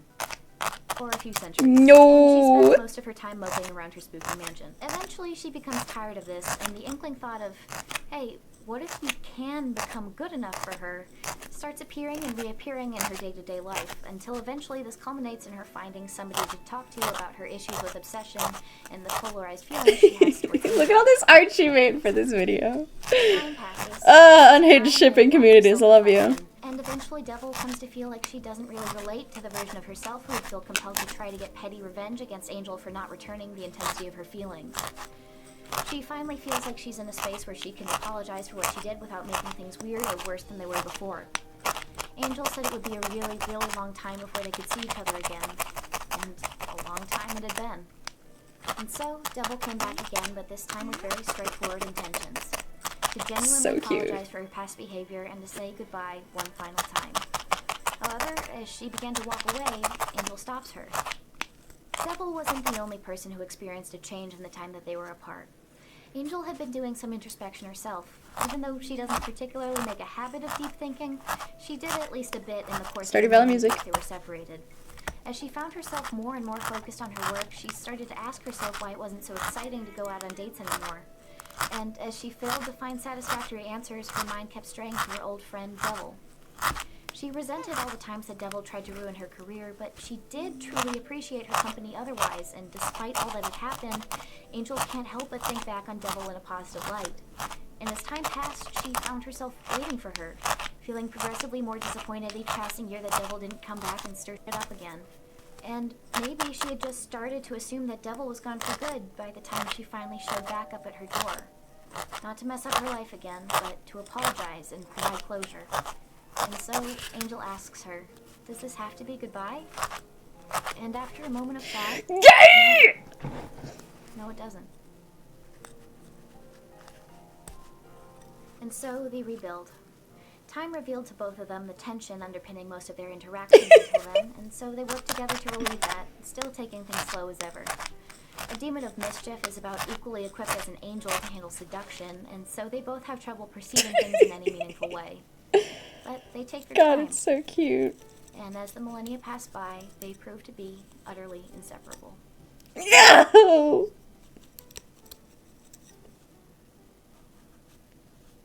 Or yeah, maybe they're just good pals. I need to level with you. That shit's boring. That's rocks in a river full of gold nuggets. Maybe we won't ever get a 60-episode animated slow burn romance, but that doesn't mean I can't spin some yarns out of these loose threads. Honestly, it's just hard for me to see the dynamic offered up by these games as anything other but a tragic, innocent love story if you try to develop this beyond the absolute most meaningless and shallow that it could possibly be. It's hard to justify Devil's level of obsession with this one person if there isn't some kind of complicated romantic aspect. Probably the second most popular interpretation of these characters are that they're sisters, but I just don't buy this. They don't look enough alike, and they're literally two different types of fantasy creatures. I feel like angels and devils wouldn't even be biologically compatible. It's true that siblings in real life can look completely different from each other, but this is a cartoon. If they This wanted is the to make it clear that cartoon. these characters were siblings, there are a lot of ways that they could have chose to do that they didn't. I also just find it bizarre that Devil would have this level of obsession if they had a sibling relationship. I doubt that the creators of these games intended the subtext to be included, but as the works of Butch Hartman have showed us, you don't even need to support gay people to make a compelling subtextual LGBT narrative. The open-ended nature of this subtext is so enticing to me because you can take the storyline in so many different directions. They can be silly and fluffy comedy characters, you can explore the angle of healing and forgiveness, you can dive headfirst into the aspect of manipulation and toxicity and interpret their relationship in a way that's completely unsalvageable, and that's what makes it so engaging. When a story is full of loose ends, you can turn those into whatever you want, even if there's not all that much to actually engage with. Thank you for putting up with me to the end of this video. I know that this is pretty different from my previous uploads, but I really hope you enjoyed it anyways. Did you It's a fight the great devilish video. I games? love Did it you very identify much. the gay subtext? Ah! Let me know in the comment. If this video inspires you to make art about these characters, please tag me on Twitter at Li Speaks _. I'm completely ravenous for more devilish content, and especially if it's of my time skip designs, I would go insane. I'm still working on that Disney Virtual World video that I last mentioned, and it's shaping up to be my largest ever release. So, no promises on Here we when go. that's getting uploaded. Go join my Patreon if you'd like to support my channel. I just released my first Patreon exclusive video, which is a companion to this one, in which I talk about all my headcanons for these characters that pretty much have no bearing on the actual games. But if you want more devilish content, go and sign up. Hell yeah. On a related note, thank you so much to my first Ultra Lee VIP. Very cool videos. Very cool videos. And this talks about Girls Go Games, which is the website I used to be on as a child. I love it. Living trash. Are you being consumed by the many burdens? Do you need a quick solution? Go outside. Go outside. Go outside. Why not try going outside? Outside has fresh air. Friendly plants. Outside. There are creatures out there.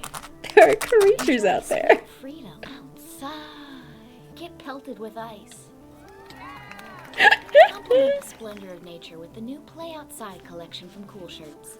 Visit the link in my description and use code LeeSpeaks for 10% off your order. Stretch my fingers. Thank you to Cool Shirts for sponsoring today's video. Girls Go Games. Girls Go Where the Games. girls and the gays go to game. This exceptionally pink website was my flash gaming source of choice when I wasn't on Antcon Arcade. And throughout the years, although this website's content went through many changes, one thing Make has him stayed relatively thicker. consistent. The girls. 3 girls, the patron girlies of girlsgogames.com, watched over our every move. And as the sensibilities of young girls changed, they did too. They experienced multiple makeovers over the years, and it's even a bit questionable whether the trio that exists today are the same characters as the original three. Today's investigation. Who are the girls of Girls Go Games? Let's start with the basics. These three girls are Gwen, Grace, and Gabriella. They are a creation of Spill Games, owners of GirlsGoGames.com, and they existed exclusively as mascots for this brand until they were ultimately elevated to the status of Flash game characters. I polled my audience about what they thought these girls' names are, and it turns out that there's very little consensus around which character has what name. It's generally well accepted that the character with black hair is Gwen. However, there's a major split as far as which one is referred to as Grace and which one is referred to as Gabriella. Let me settle this now. There are a few canon instances of these girls being directly and specifically named. First, there's a set of birthday cards released around 2015 that are signed by each of the girls. Gwen, Grace, and Gabriella. Although Gabriella uses two L's in every other instance, all of the canon references I've seen to these girls' names use Gwen for the girl with black hair, Grace for the girl with brown or pink hair, and Gabriella for the girl with blonde hair. This is supported by the Avi Pocket series of games, which consistently names all three characters in multiple games. So if you Don't like that art style. Two-thirds poll who got Grace and Gabriella backwards, I suggest you look at your screen now. Grace, Gabriella, Grace, Gabriella, Grace, Gabriella, Gabriella, Grace, Gwen, Grace, and Gabriella. Now that I've clarified what these girls are called, let's take a look at how they've changed over the years. Keep getting The first stuck few in that captures loop. of Girls Go Games from the Internet Annoying. Archive's Wayback Machine are from September 2007. Wake which stress gives us up, the first fuck look yeah. at the website's UI and our first iteration of Gwen, Grace, and Gabriella. The most obvious identifying feature of this time period was Grace's pink hair, which does not return in any future iteration of these character designs. I'll be referring to this design as Generation 1. These mascots were introduced before Girls Go Games became a big hit, and therefore only have a limited presence in the Flash games, only appearing in the Room Designer games My New Room 1, 2, and the Christmas Edition. Gwen's appearance is more or less settled from this first design until the switch to the Shopaholic designs. She has an angled blue bob with purple and blue highlight and a triangle beret, blue eyes, pink makeup, a delightfully tacky Hot Topic explosion of an outfit with candy-colored Yes. accessories, asymmetrical tights, chunky zip-up boots, and most identifiably her jagged striped red and black shirt. Let's In go. Generation 1, Grace has a candy pink afro with a yellow comb, glittering gold hoops, green eyes and pink and red makeup, a star t-shirt over an orange striped shirt, long beaded camo shorts, and pansexual pride sandals. Or at least just yellow, cyan, and fuchsia. Next is Gabriella, who has wavy blonde hair, light blue eyes with pink makeup, a tiny pink tiara, a green scarf, Tiny a light pink blue top with tiara. puffed sleeves and stripe accents, a busy patterned pink skirt, and pink boots with flowers on the sides. To be honest, all three of them are a bit Step, messily step, step, dressed, step. but this was the mid to late 2000s, and I can appreciate the Disney Channel of it all. Something I find interesting is that all three of these girls have freckles. Gwen, Grace, and Gabriella's transition from being a low-res header image to being full-on Flash game characters came in 2008 with the release of My New Room. This is an isometric room designer. Gwen, Grace, and Gabriella show up to give you tutorials and can be placed in the room. Because these three have a higher priority on being mascots rather than being characters, they interact exclusively with the player and only provide practical gameplay information that doesn't really reveal much personality. Essentially, they're your blank paper dolls to play with and occupy with your own imagination. I'm sure many an intense soap opera-like drama went on in these rooms. Next is My New Room 2, which I think is a more realized version of the first game. With so many more furniture assets, it feels like you can spend a long time deciding on every little aspect and making things perfect. Gwen, Grace, and Gabriella serve the same role in this game as impartial guides and room occupants. These games would regularly occupy the most popular tab on the Makeover Game subsection. My New Christmas Room is fundamentally the same as My New Room 2, but has a few Christmas-themed items thrown in. Considering that it doesn't trim down the furniture catalog anymore after that, some of the options seem pretty disjointed and dubiously Christmassy. Generation 2 came into being around December 2008. The first version that we see of these redesigned characters are in Christmas outfits, and would replace the prior designs from this moment on. Once this Christmas banner was phased out, we get our first proper look at their new outfits. Gwen in Generation 2 is nearly identical to her first design, just getting some new hands and a face touch-up. Not many of Grace's features are changed, but the decision to change the color of her hair from pink to brown makes this redesign the most obvious. Her camo pants are fixed up and given knee pads, her shoes are replaced with blue and orange sneakers, and like Gwen, her facial features have been subtly replaced. In my opinion, Generation 2 Gabriella sees the most improvement from her redesign. This new outfit is so much more cohesive than what she had before.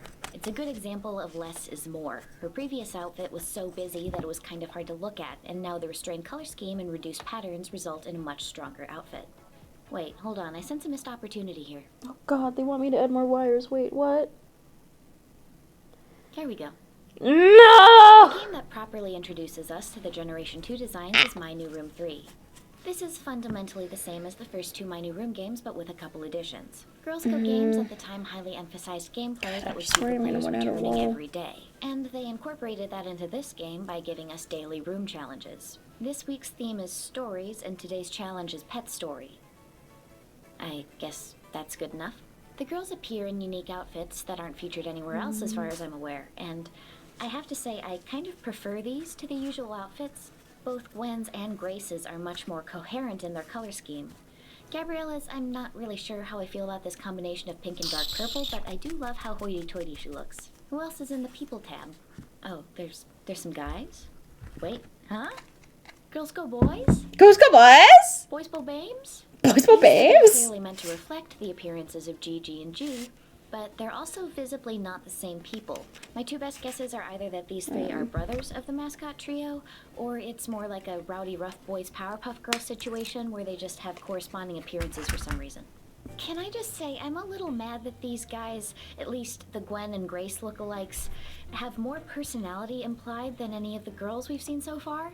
The fact that Grace Boy is adjusting his glasses and Gwen Boy is dribbling a ball implies that they're a nerd and a jock respectively, although Gabriella Boy doesn't get anything more definitive than the girls. We don't really get these little hints about hobbies or even character archetypes from Gwen, Grace, and Gabriella. There's not really anything suggested about these girls other than they are fashionable and they are friends. To evaluate the quality of these games, I would actually say that My New Room 2 plays much better than the third. I'm not sure if this is a consequence of being post-Flash EOL, or if the game was always this broken, but this game has several functionality issues, the worst of which is the fact that the wallpaper and flooring feature is completely broken. You're able to change the floors and walls freely in the second game, but in this case the only thing that ever changes is the right wall, and only if you quit and restart the game. There's also a problem with the rotation mechanic for some of the items. This vanity item got stuck with backward-oriented lines even though its color is facing forward.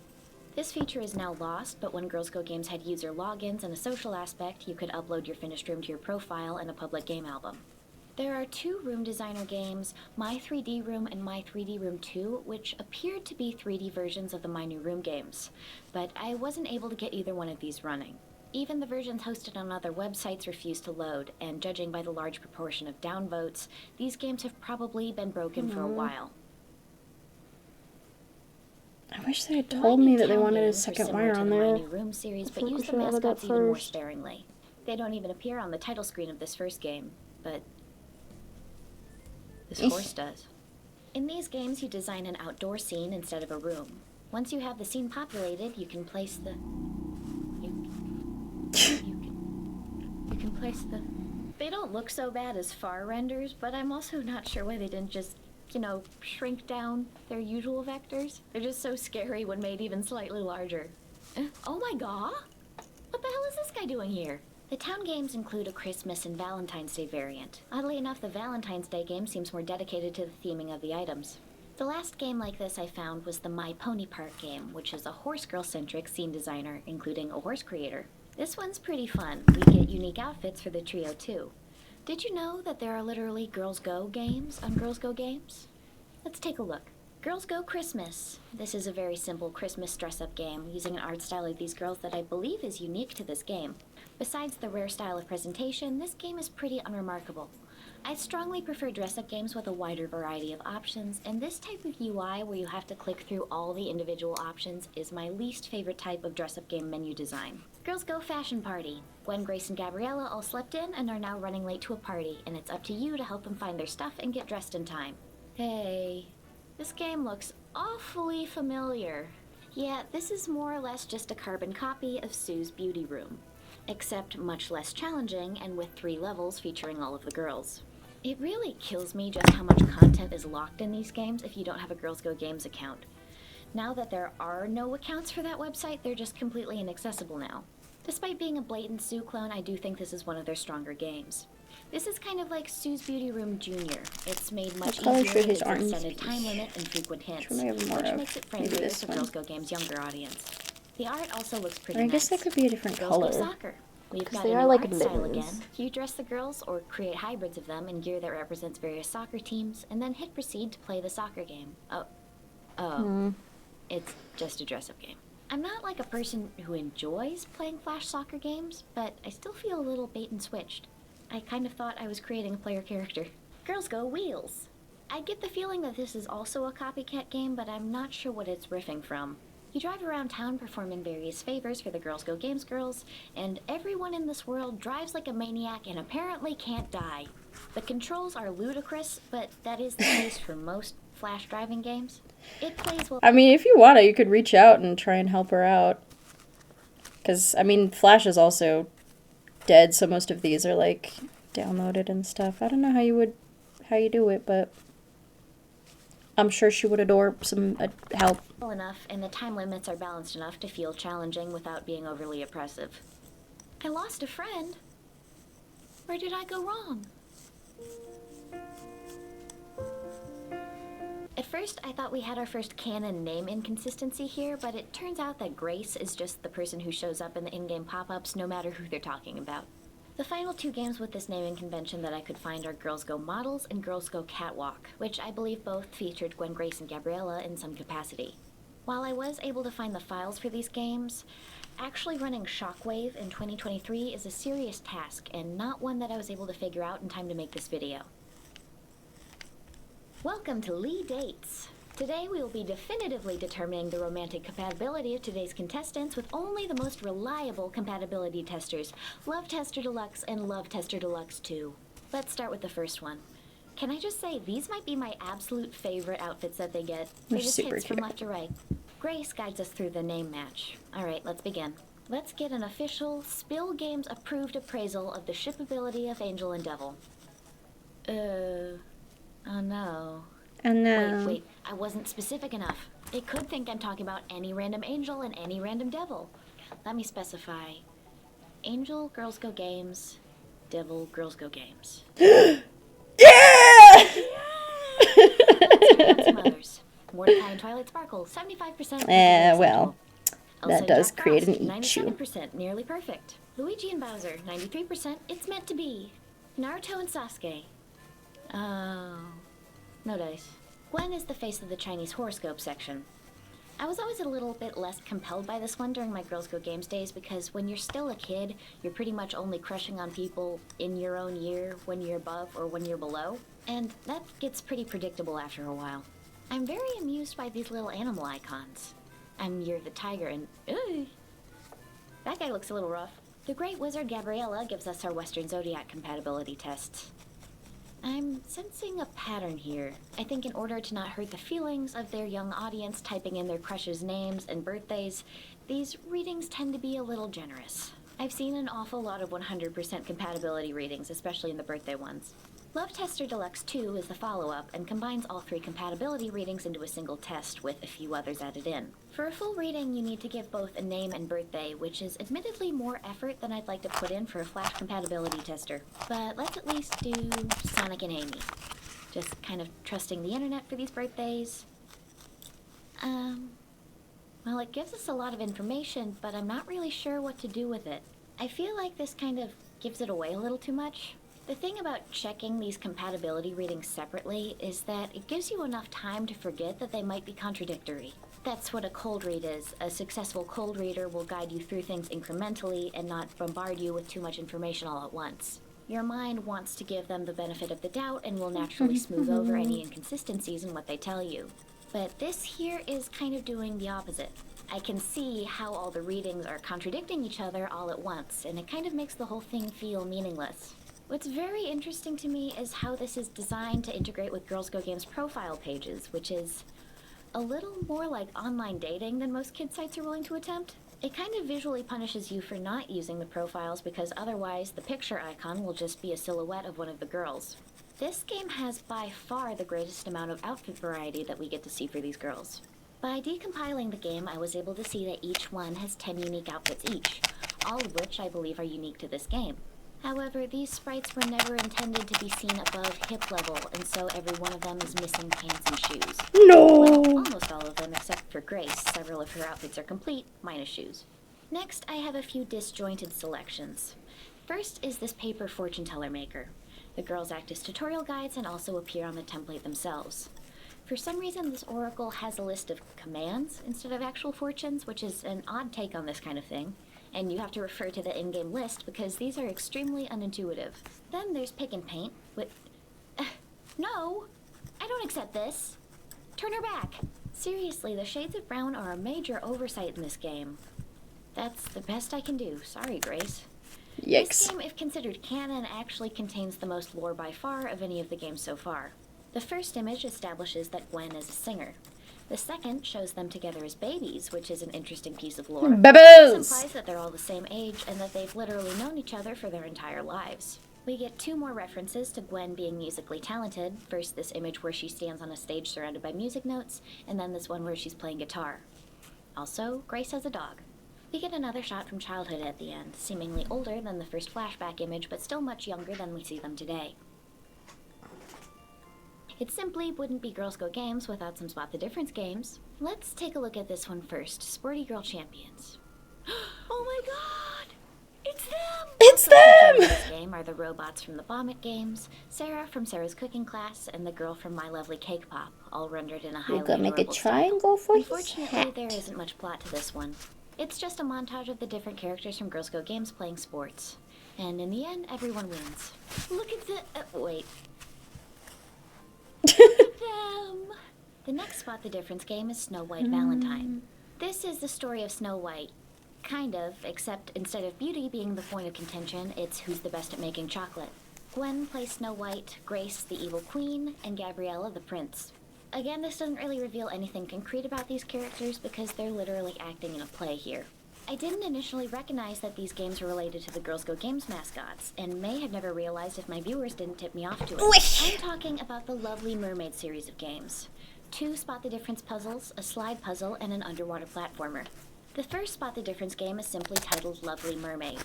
The first panel opens on a scene that implies that we're barging into her dressing room. Great. I sure do have to keep looking at this. Hey, how come there's more than one scene where this presumably teenage character is involuntarily seen in a state of undress? Rude. Why was this necessary? Anyways, the storyline of this game is loosely based on The Little Mermaid. The mermaid is messing with this boy, a chibi representation of the male character from Bomb It 3, and ends up in a competition with the other Bomb It mascot, Bomb Princess, for his affections. She goes to the Sea Witch, who resembles Gwen, and gets some legs. This doesn't seem to help her very much, but no worries. Grace is here and recommends murdering her rival with a knife. Use this! And she just agrees. Look at that attempted assassination in the background there. They fight and explode. The final panel lays to rest any ambiguity about whether these 3 are meant to represent the Girls Go Games girls. Gwen and Grace appear in their usual outfits, and so we can assume that the blonde mermaid was Gabriella all along. One character design change that I've noticed here is that Gwen now has dark purple eyes. I personally really like this change and think it makes more sense visually than her blue eyes. The pictures used in this game are recycled for a puzzle game, Lovely Mermaid Jigsaw. Next is Mermaid Christmas. In this Spot the Difference game, we see the mermaid trio of Grace, Gabriella, and Gwen. They see Santa's sled passing by in the night sky until it has a head-on collision with another sled and crashes into the sea. The mermaids dive in to save the drivers of the sleds, and there they are! The mermaid rescues Angel and Devil. Devil decides to thank them by exploding all 3 of them into tuna chunks and leaving Angel stranded in the middle of the ocean. Merry Christmas. It's not very clear where these games stand in regards to the canon of these characters. Since Gabriella is seen changing into a mermaid tail, I think it's reasonable to assume that these are mermaid performers and not real mermaids. But hey, this is Girl Gaming World, and so it is plausible that the 3 of them can just turn into mermaids sometimes. The last Lovely Mermaid game is Lovely Mermaid Ocean Song, and this may be the best playing game we've seen yet. Head. This is a genuinely There's good a very fast tall head. platformer. The controls feel tight and fair, and every aspect of its design is pretty great, including the music. I wonder if that's the work of Gu Chen-chung, aka Rico Ku, who's frequently credited in the music of Girls Go Games. Just as good as the music is the sound effects, they kind of remind me of Super Mario Galaxy. Also, there's a dress-up part at the beginning, which automatically gives it points in its favor. Gabriella, as the titular lovely mermaid, is the only playable character unlocked at the start. Grace is unfortunately lost to time, being login based, but Gwen can be unlocked if you complete the whole game. I considered doing this until I got stuck in a wall. Avi Packet. Okay, just this went 3D girl has a funky black for a style second. I was scared. friends, Gwen, Grace, and Gabriella. Grace's scene hair is an interesting choice here. First you.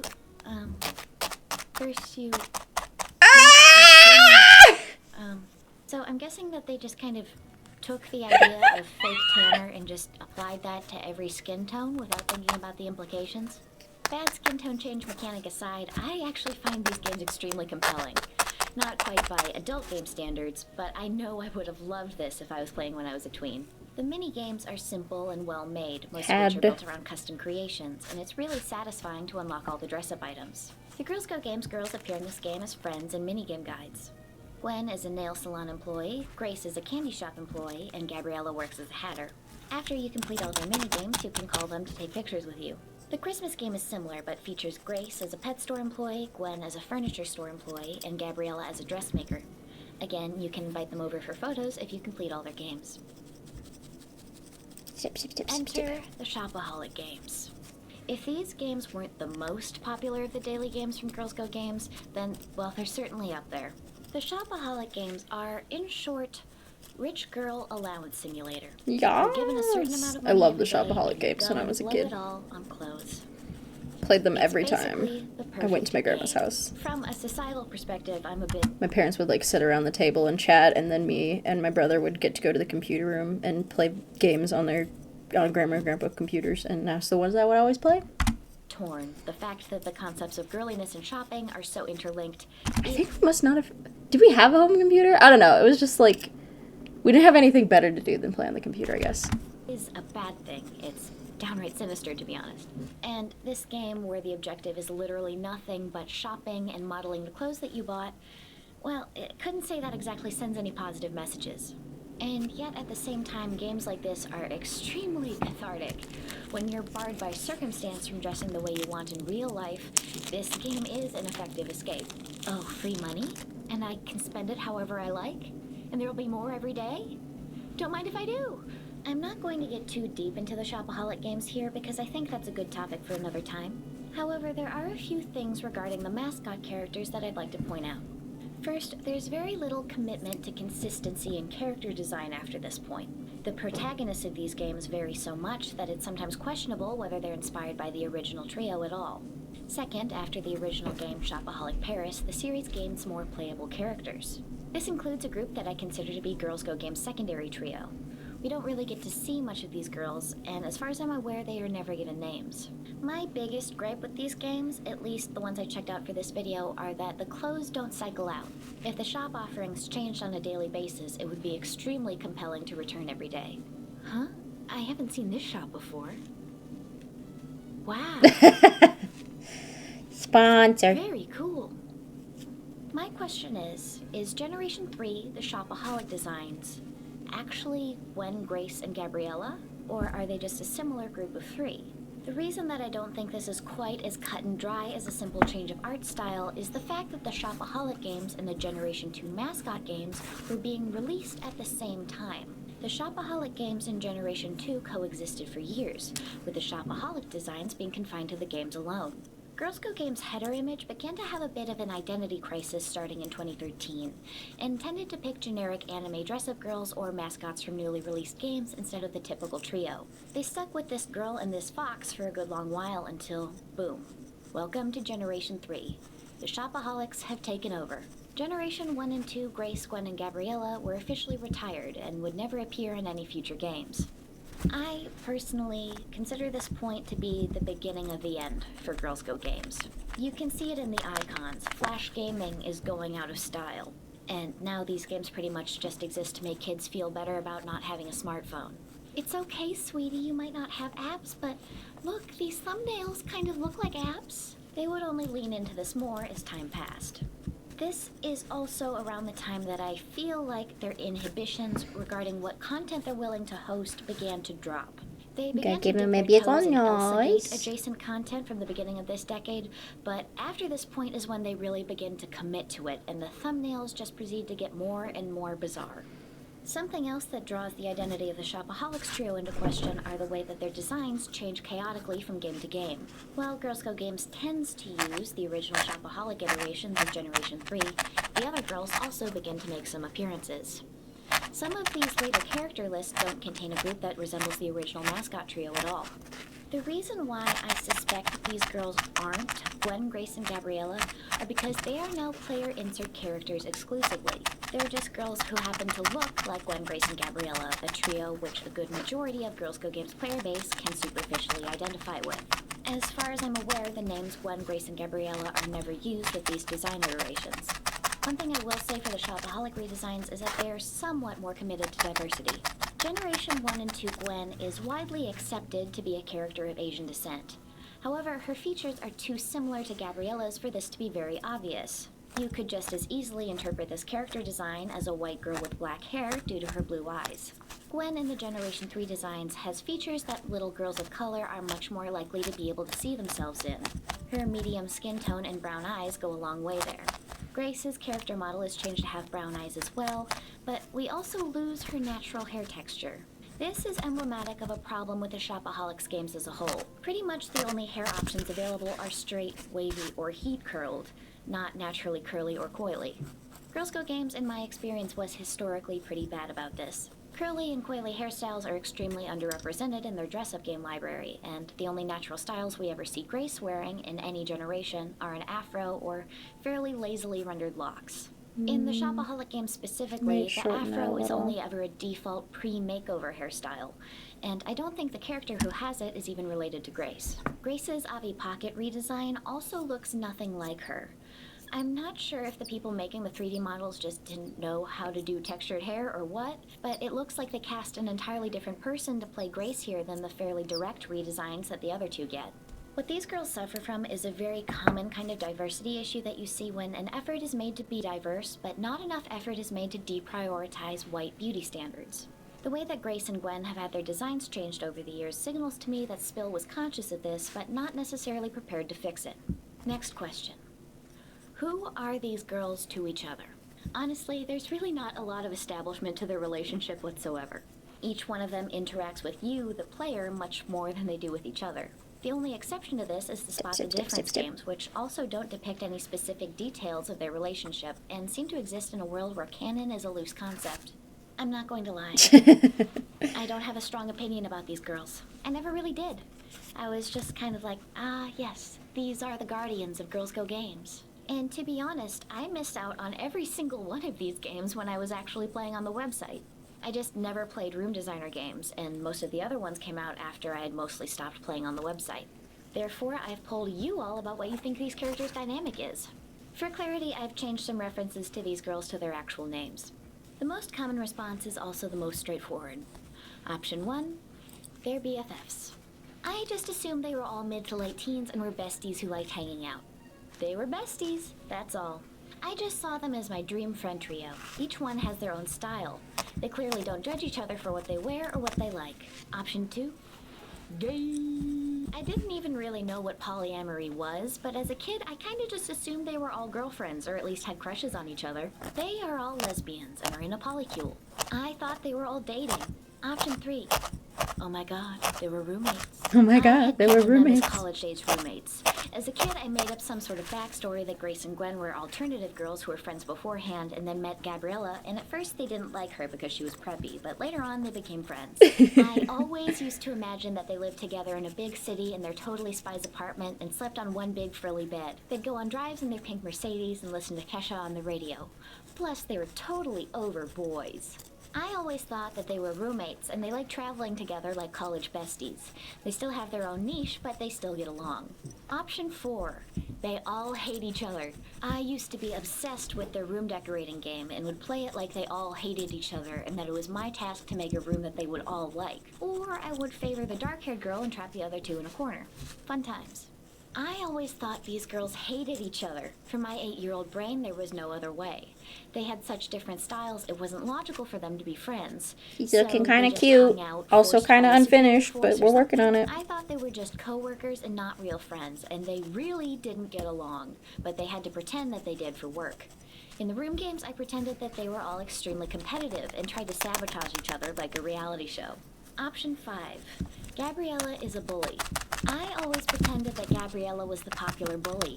Grace would be her friend and then realized how mean she was to Gwen, and then she'd ditch Gabriella and be Gwen's friend. I remember hating girly preppy characters, so I always made up these really dumb, dramatic stories about how she was evil, and the other two were excluding her because she was evil. Because she Blondie was was a evil. total piece of work. The other two girls were BFFs, and they both secretly hated her. Option 6. Gwen and Gabriella have baggage. Gwen and Gabriella dated, then had a messy breakup. They're pretending to be friends for Grace. I always remember shipping Gwen and Gabriella together a lot when I was younger. Like, I thought that Gabriella would go to the mall together with Grace, and then Gwen would see and get jealous and run off. All the classic miscommunication issues. These girls all had complex storylines that I used to act out in my grandma's smoke-filled office. Gwen and Gabriella were Yay. always pitted against each other, obviously preppy versus goth, because they were both headstrong and opinionated, and Grace acted as the mediator. Option 7. They exist in the Bratz universe. I used to think that they were somehow related to the Bratz line. Even though I was more of a Barbie kid, I used to browse the Bratz section in stores as well to see if I could at least find dolls of these girls, but obviously I never did. For some reason, I thought they were in the same world as Bratz, and they would read Bratz magazines and read up on fashion tips. Sometimes I'd even associate them with Totally Spies, but not always. And finally, option 8. They are literally totally spies. When I was younger, I had this whole story going on about how the three were cool action spy girls who worked for some rich lady. No, I didn't steal this concept from Totally Spies. What do you mean? They're the Totally Spies trio, but to the left. For some reason, I always thought that they were the girls from Totally Spies. They've always reminded me of the Totally Spies girls. I like to think that Gabriella's personality was similar to Clover's, Gwen's to Alex's, and Grace's to Sam's. This one isn't related to their dynamic, but gets an honorable mention. When the Shopaholic games started coming out and featured a trio of characters that looked suspiciously similar to these three, I logically knew that they were probably intended to be the same people, but I still thought that the Shopaholic girls were their evil clones sent out Evil to clones! replace the GGG girls, which proved to be true when the Shopaholic-style girls appeared on the front page of the website around 2015. I've decided that's canon. Do you know about the Girl Gaming Flash Trio multiverse? When it comes to girls' Flash game website branding, they tend to come in 3 varieties. Text-only logo, single-figure logo, or girl group logo. And that last one, the girl group logo, seemed to be more often than not directly based on the Oh, appearances it's of falling Gwen, off Grace, the and wires. Gabriella. But may be aware of the similar but different versions of these girls, were the 3 girls that appear in the loading screens of certain Avatar Star Sue games created by iBravo. From the first moment I saw them, I could immediately tell that these characters are related.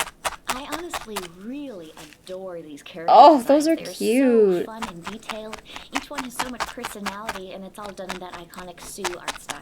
However, these girls got much less exposure than the I have Girls not Go Games seen trio, Totally Spies. only I don't know appearing nothing in about a it. handful of iBravo games, and as far as I'm aware, I loved Winx Club. That was the show I was into. The girly show that I was into. I've not really seen any Totally Spies. never appearing in a bespoke game themselves. So my question is, which group came first? iBravo or Girls Go Games?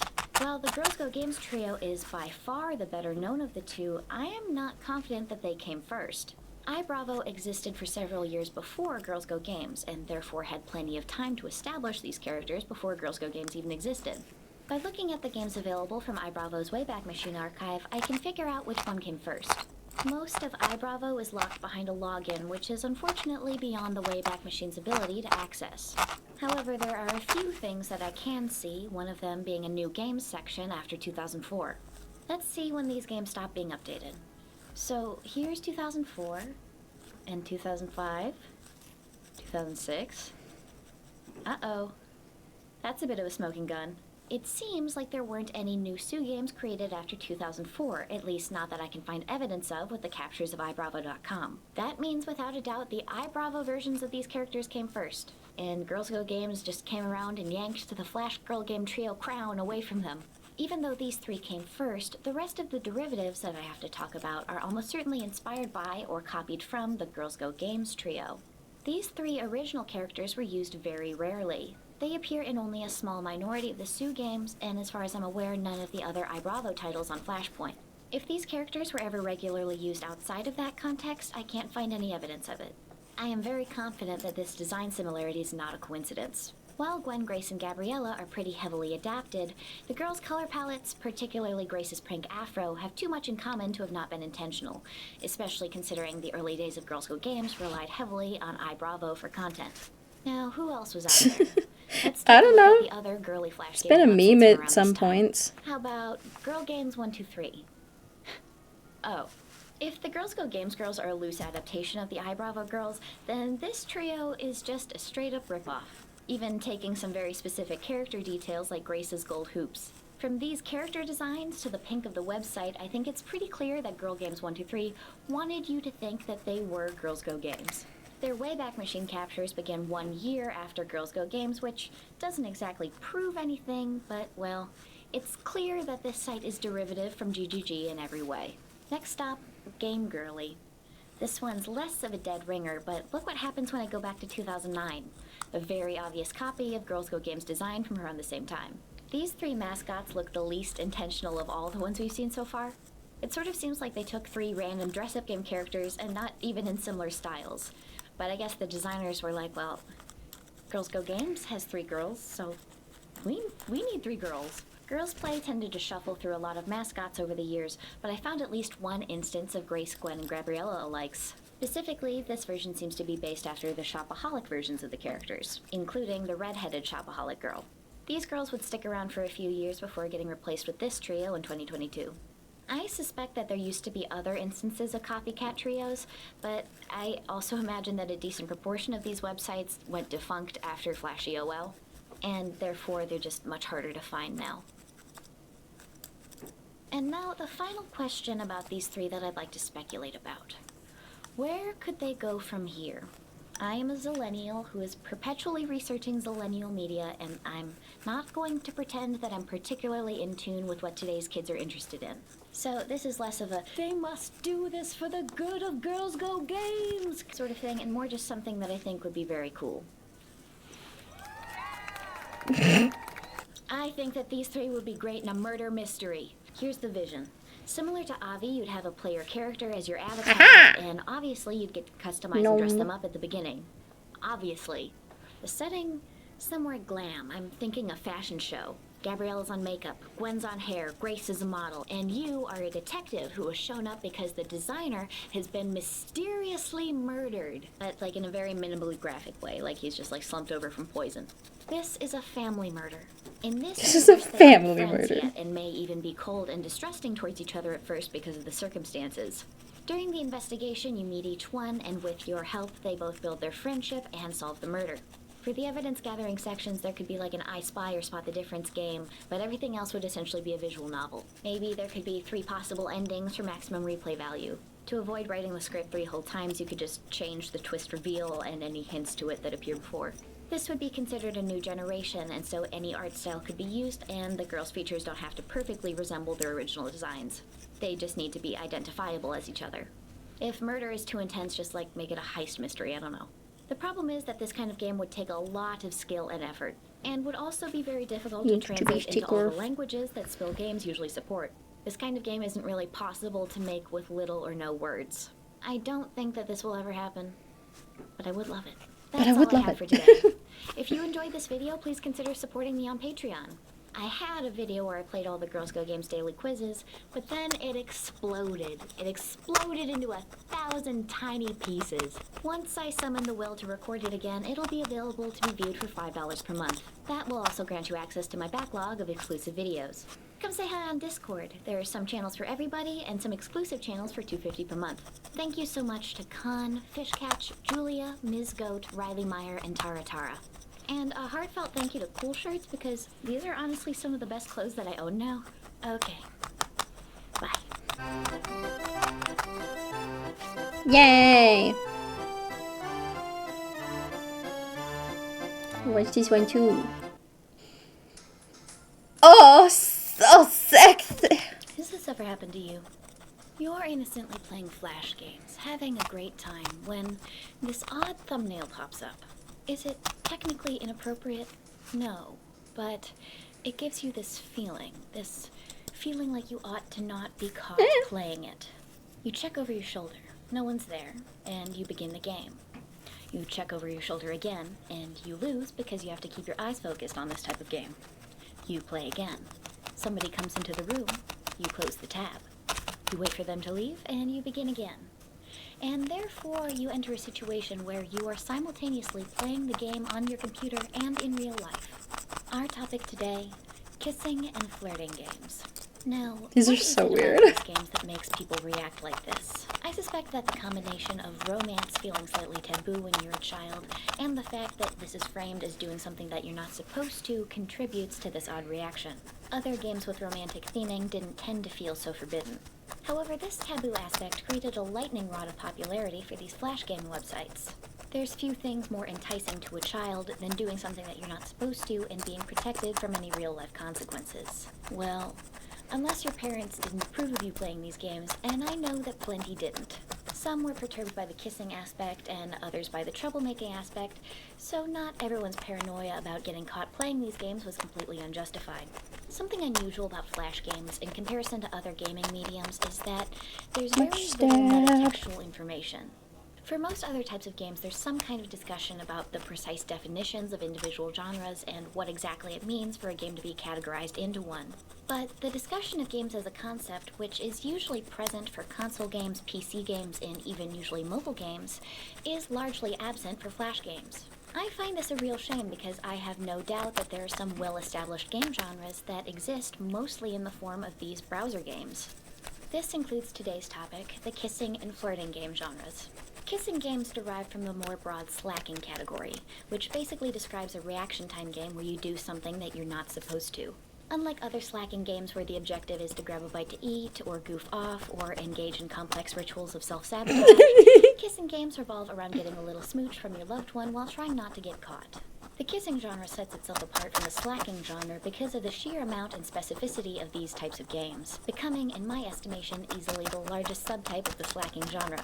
These games are highly simple, using extremely straightforward reaction time controls. These games typically only have one level or extremely minimal variance between the different levels. Flirting games, on the other hand, occasionally employ a slacking mechanic, but tend to follow a different, even more specific pattern of game design, which is pulled directly from one particular series of games. As far as I can tell, the kissing genre simply did not exist until 2006. Before this, the only information I can find are about real-life kissing games like Spin the Bottle. Because of the general lack of reference material available for Flash games, I can't say with absolute confidence that I know the first games in the kissing and flirting genres. However, there are two games that seem to have appeared the earliest, and most importantly, set the pattern for the immense wave of copycat games that would eventually follow. These two games are Office Kissing and Romance Academy Heartbeat of Love. Office Kissing has a broad array of translated titles, including Kissing at Work, Secret Office Gnome. Kissing, Office Lovers Kissing, and so on. Not conveyed in these English Oh, we need to give him titles a is beard. I pun didn't give him a present in the beard original. yet. The word office in What this should we title use is for the written as beard? office-chu instead of office suit. Therefore, the most literal possible translation of this title would be Office Love. The instructions read approximately, I'm a fourth-year employee at a mid-sized trading company. I've gotten used to my job and have a bit more leeway now. Oh, she's exactly my type. A new employee, Office Lady Chan, has just been hired. I get the feeling that my department manager is a bit of a dunce. Hey, while he's turned around, I can sneak a kiss. Will fourth-year employee Kun be able to win her heart by 6? And therefore, we have the names of our cast. Office Lady Chan, fourth-year employee Kun, and department manager.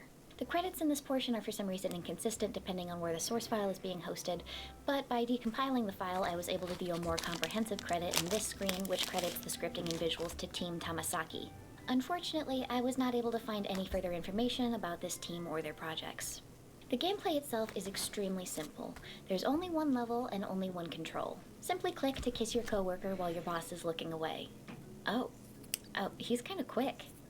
Let's try again. Oh, Jesus, I felt like I didn't even get a chance. Yeah, this one's kind of hard. Actually, no, this one's kind of ridiculously hard. You really only have a split second to react to the boss putting the phone down, and you have to keep it up until the clock reaches 6, which is a substantial amount of time. I hate to admit it, but I think actually completing this one is a bit beyond me. There's one other screen that I can access without putting an unjustifiable amount of effort into completing this game. The lose screen, if you make it to the end of the day but get a rock bottom score, shows the woman going home with the boss. Well, no need to waste any more time trying to complete it. I can just reference There we someone go. A else's little footage. beard for him. They lost. And they did too. This one's not even long enough to complete the level 1 time. Yeah, they lost. What about office kissing game win? Oh my god. Oh my god. No one can win the game. Not a single one of them makes it to the end of the day. Wait, not all hope is lost.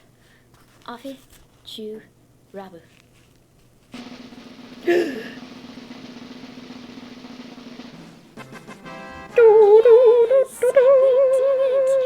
won! As you can see, if you manage to make it to the end of the day with a high enough score, you get a win screen where you're implied to go home with the office lady, which really highlights your impressive smoochers. One other Japanese uploader managed to make it to the end of the day, but not quite win. This results in a screen where the office lady just goes home for the day as usual. This means that the win threshold is somewhere in between 1400 and 1700. That's the entirety of the game. As you can see, it's extremely simple, but something about it was just extremely catchy. Beard First, him. It looks nice. Unlike many of its successor games, the character designs are genuinely cute and nice to look at. The fact that it's so damn Beard difficult the boy. also makes it playable for a much longer amount of time compared to other kissing games. People will be compelled to try again and again until they get it right or eventually give up.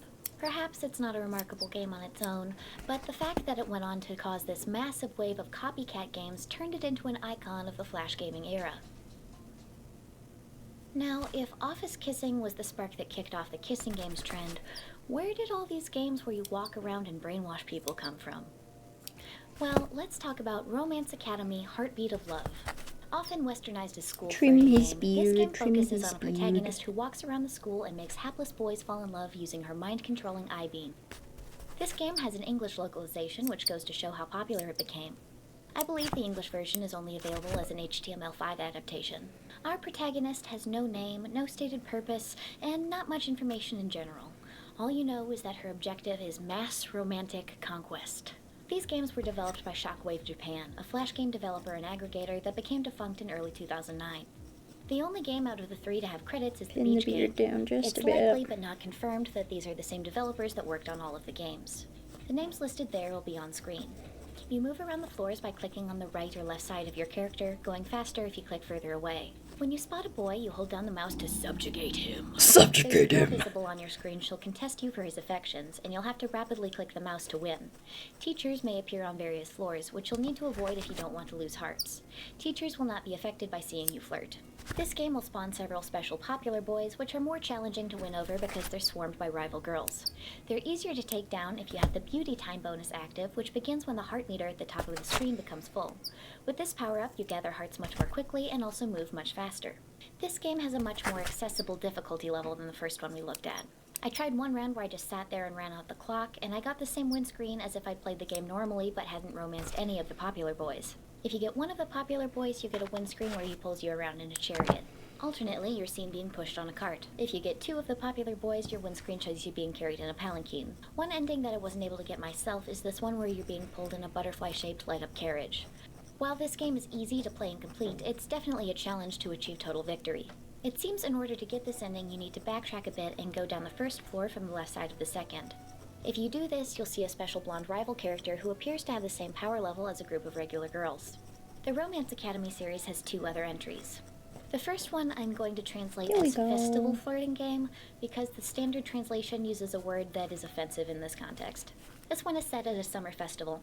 Unlike the first game, this one uses a flat And then I looping think he has layout. two If you little go from the left as the starting feetsies. point, you'll run into a guy selling kitsune masks, which give you immunity from encountering a teacher one time. Seeing her running around brainwashing people in this mask... In order of achievement, the victory states are being surrounded by an entourage of boys, being carried in a palanquin, being paddled in a fancy boat. Damn, I look at love the the guy boat. with the hose. And finally, the total victory. The procession dances on a huge shrine dedicated to the player character as she luxuriates on top. The special boy in this game is a ghost who requires a very fast reaction time to catch as he only appears for a few seconds. After you capture the ghost boy, a jealous ghost girl will appear and start Give following him you little around. If you attempt to feeties. enter beauty time with the ghost girl in tow, you'll be knocked down and damaged instead. I think I'll take this moment to say that I can absolutely understand why this series of games blew up the way it did. It looks really good. Second The little graphics in this game are feetie. top-notch for Flash. This character is so simple and yet so memorable. The environments and backgrounds are very well done, and the music is great too. Unlike its many copycats, I have never noticed any major flaws in the game controls either. A Stands Twitter up quite user well, pointed out doesn't to he? me that there's an alternate version of this game with a special protagonist. This was a high score contest winner and represents a real-life Shockwave user named Mokako. This girl, called Moko in this game, takes over for the role of the usual protagonist in this remake and has a sunflower power-up instead of lilies. Other than that, the game is identical to the original festival game. This game was originally only available on Shockwave Premium, but now can be viewed for free. Next, let's take a look at the game typically translated as beach flirting game. The gameplay is fundamentally the same, but the challenge is focused more strongly on competing with your rivals, in which one will appear to compete with you for nearly every boy. If you flirt with a snorkel equipment guy, you'll gain a snorkeling mask, which gives the same immunity status as the festival game.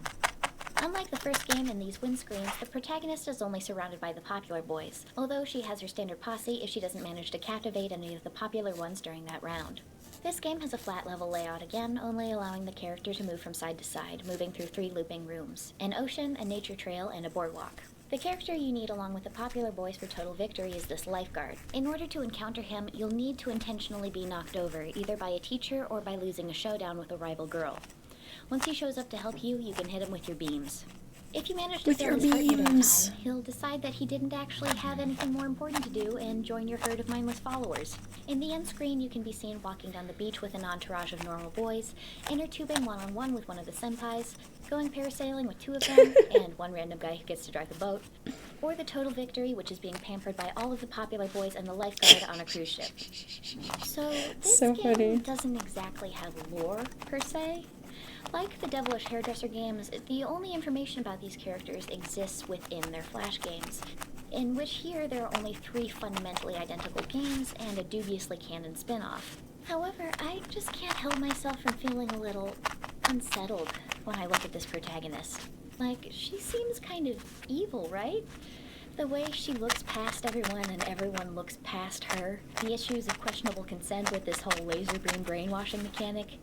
The way their seemingly lifeless bodies fall to the ground before being reanimated by sheer force of attraction. Their barely sentient bodies floating helplessly behind her. Maybe the I-beam thing is just a visual representation of a person's natural attractiveness, but is it? Certainly nobody else is able to do it quite like the protagonist unless you're just not trying. Well, there's certainly one straightforward explanation to these games. It's just a cartoony representation of flirting. End of story.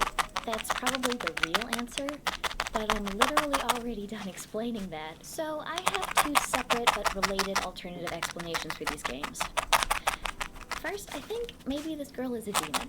She's not remarkably different from the other girls we see in the game, and yet her ability to captivate the boys in her class clearly outmatches any of them to a suspicious degree. None of the other girls seem particularly interested in amassing these huge amounts of admirers.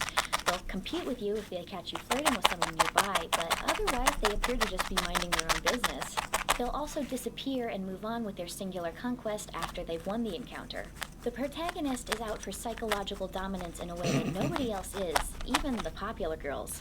This kind of behavior seems to be unprecedented in the social structure of this school. There definitely aren't any particularly pure intentions for her gathering. It's a really with weird boys. game. I don't know what to tell you. She doesn't seem to be very romantically driven towards It existed. They all appear to This be is more what we're like feeding our mindless young slaves than girls. partners.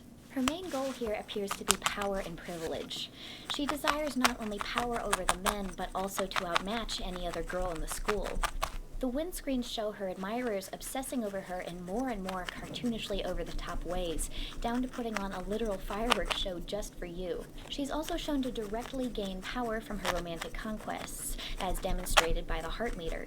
The amount of power she gains increases with the amount of challenge involved in winning their hearts. Big shot on She will background. gain much more power from a normal boy with 2 rivals than a Beep, normal beep, boy beep, on his beep, own, beep, seemingly beep, implying beep, that she beep, directly beep, and beep, physically beep, beep, benefits beep. from the psychological warfare involved in this practice. What Those convinced look me about of the this theory same the most size. is the fact that the immunity This one might item be in the slightly festival bigger. flirting game is a kitsune mask. A kitsune is a Japanese trickster spirit that can embody several different mythological character archetypes, some of them being menacing and occasionally very similar to the Western conception of a succubus, siphoning power through stealing hearts similarly to our protagonist. I think it wouldn't really be out of the question for this character's allure and obsession with amassing a devoted cult of her fellow classmates to be supernatural in origin. Admittedly, this theory falters a bit when you consider that the snorkel mask has the same effect, implying that all you need to have immunity from teachers is having your identity obscured. But really, this game has extremely little lore, and I need to take any hint that I can get. My most compelling theory for this version of the story is that she was a normal high school girl who became mentally vulnerable while longing to be more popular with boys. The kitsune, or a similar type of spirit, possessed her in a moment of weakness and made her into an unstoppable machine of romantic conquest in order to enjoy all the power, privilege, and pampering that comes with that. I think this fills in the gap of how this girl who looks approximately the same as her peers manages to be so supernaturally attractive. She even easily outclasses the girls who are obviously meant to be rich and popular. My other theory is similar, but also contradicts the first. I call this the Tomie theory. For those who Ooh, are Tomie is a character by the renowned horror manga artist Junji Ito. Tomie, Is a baby. malevolent force of unclear origin who appears in the form of a beautiful girl or woman. She preys on the mental weakness of her victims, who tend to be young men, and ultimately drives them to homicidal madness, which allows her to regenerate and multiply. Tomies are capable of captivating her victims with a single gaze, and are highly motivated to entrap anyone who resists her into loving her. I'm just saying, if this concept was turned into a cute cartoon game that's safe for kids, it would look It's a a lot like gnome. this. Tomies are numerous and extremely territorial.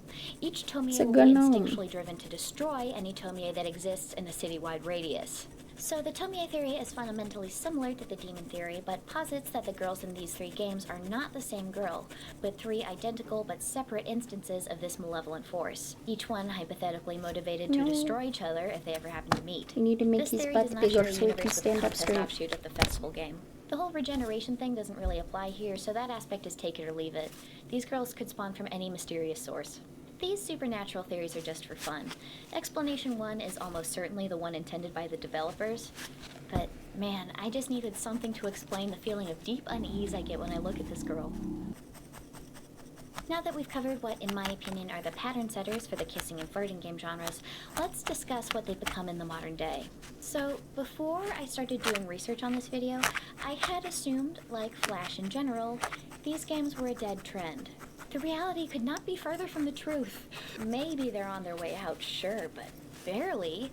There's still a lot more of them being produced now, years after the death of Flash, than there were in 2008 before the genre really exploded. Now, well, you know what they say. If it exists, there's a kissing game of it. Let's have a search on Y8.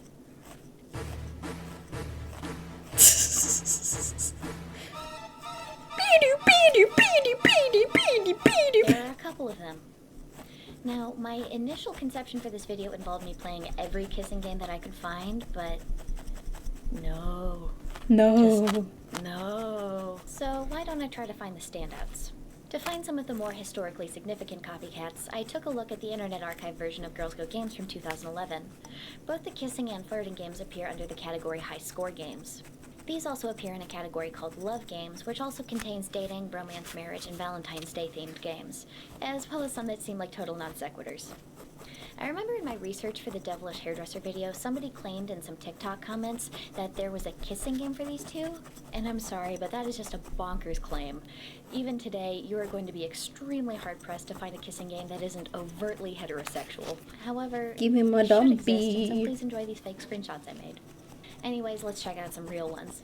The first kissing game that appeared in the high-scoring game selection is Kissing in the Classroom.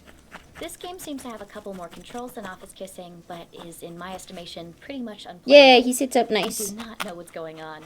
The couple seems to keep mashing face no matter what I do, and despite the instructions telling me to click on these classroom items to create a diversion, they only seem to do anything less than half the time. And why does the teacher not seem to care? Do your peers actually care that much? This seems like a troubling sign of the quality of these games to come. It simply wouldn't be Girls Go Games in the early 10s without some unlicensed celebrity appearances. In the Lady Gaga kissing game, you control an unusually lumpy version of the titular celebrity and kiss while the paparazzi is inactive. This game is much, much easier than office kissing to a degree that you barely need to put in any amount of effort at all. This is also highly indicative of the quality of these copycat games. Since much of these later games were made for a child-specific audience instead of a more broad audience of kids and teens, they tend to be much easier. Another of these games is Kissing Getaway. This game embodies a strange trend in these copycat games to just generally make no sense as far as why you would be getting in trouble for kissing somebody in that setting. Forgive me if I'm wrong, but I feel like a romantic campfire in the late evening is like a generally well-accepted place that people kiss. For God's sake, in this game, I know, I could probably add more details, but I don't know. I guess it's a little awkward if somebody spots you, but it's not like there's any actual stakes here like there is in Office Kissing. Whoa. Mine doesn't look as cute as the ones in the book. Oh. Come here, book. Come here. I can't reach. Oh God, I'm gonna fall out of my fucking chair.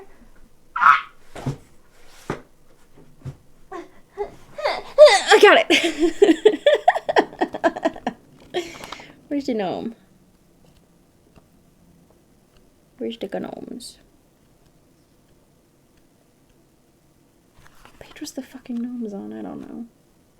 Oh my God, that's so cute. What page is you on? Number 60. There they are. How do I make you look cuter? Maybe I should give him a brim on his hat. I don't know what to do. What color should the brim be? Do you want a pink brim? I got some pink. You like pink, Mr. Gnome? Maybe we can give him some little pink accents.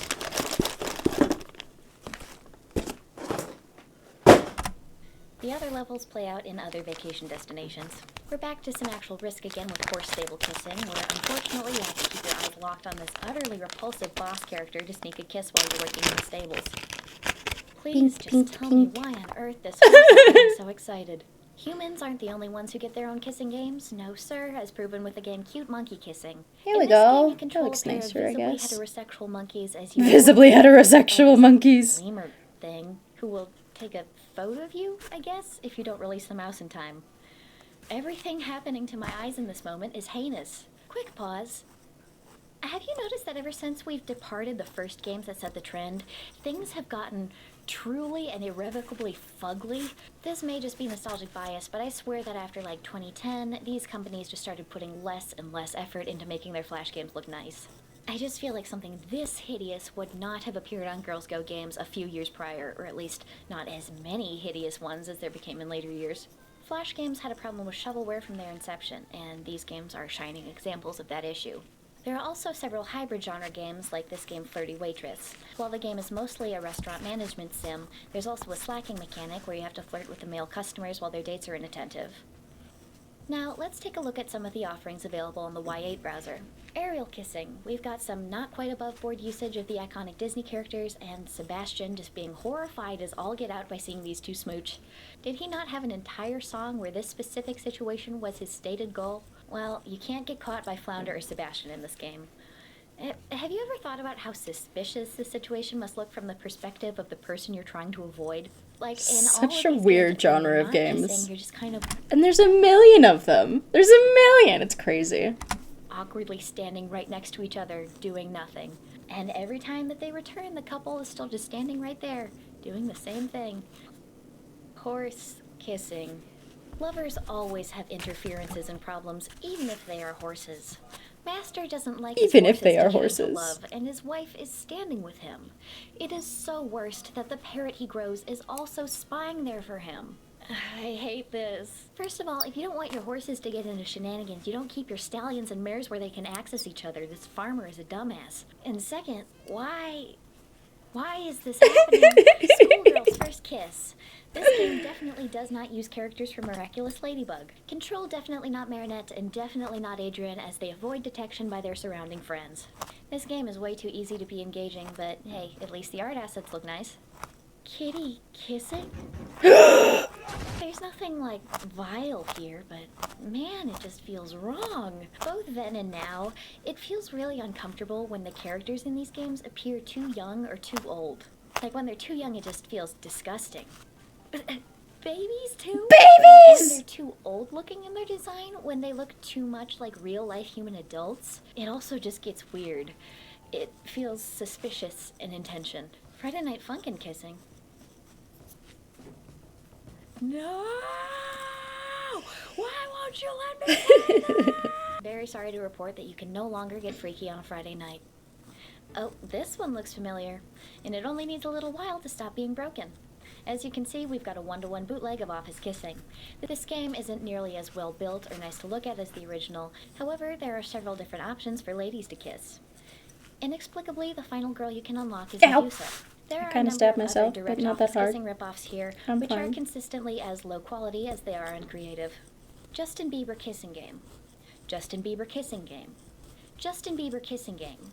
This is a game where you kiss Justin Bieber.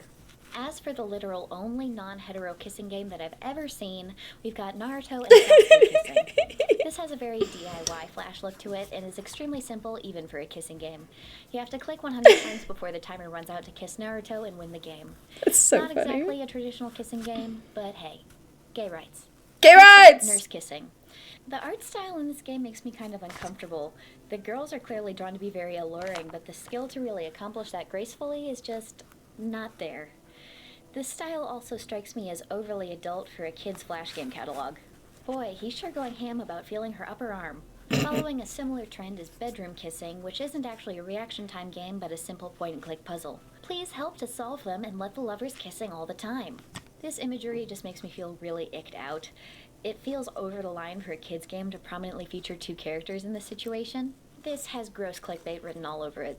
This last game isn't really a remarkable entry in the kissing game genre, but it's so relentlessly bizarre that I need to bring it up. Unlike most Y8 games, it seems to be formatted for a mobile app instead of a web browser. The game description claims the name of our protagonist is Oprah. Yep, that's Oprah, alright. Look at how insane this one is. First of all, the protagonist characters are... ugh. And why is her table clearly a large hamburger? Like, you can see the tomato. Every single time that Oprah gets kissed, she's caressing this gigantic hamburger. And look at the guy who's trying to catch them. He looks like a cardboard cutout. Why haven't they kicked him out yet? There's no way this random chef dude ought to be permitted to barge into a celebrity's room. Some games, like the generally well-regarded shopping mall kissing, have features that break upon disconnection with the online features that they're connected to, and are therefore inaccessible without finding and removing those features, which is unfortunately a little beyond me.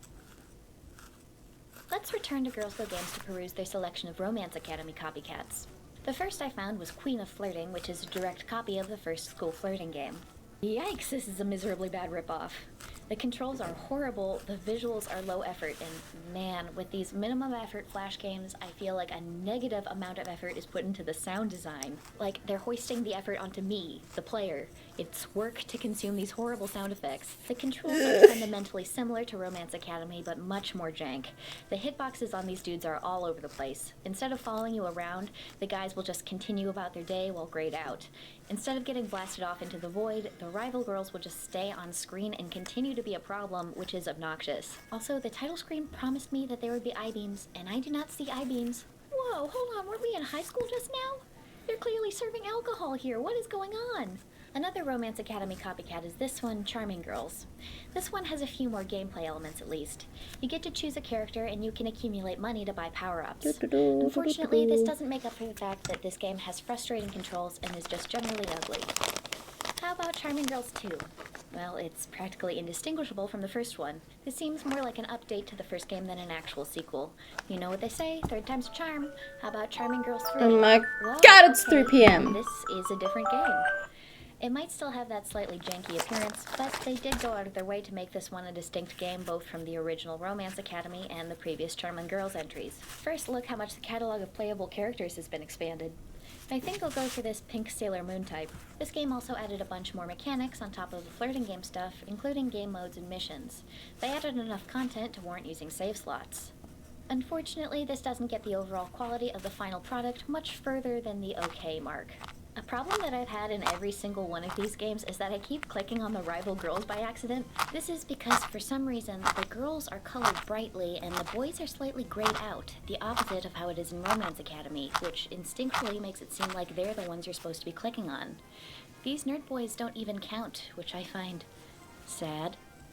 On Y8, there's Princess Kissing, which is truly an odd title for a game that involves no kissing. This one's the most direct ripoff we've seen yet, with the eye lasers and everything. Eye Like most of lasers! these clones, in comparison to the original game, the controls are just miserably bad.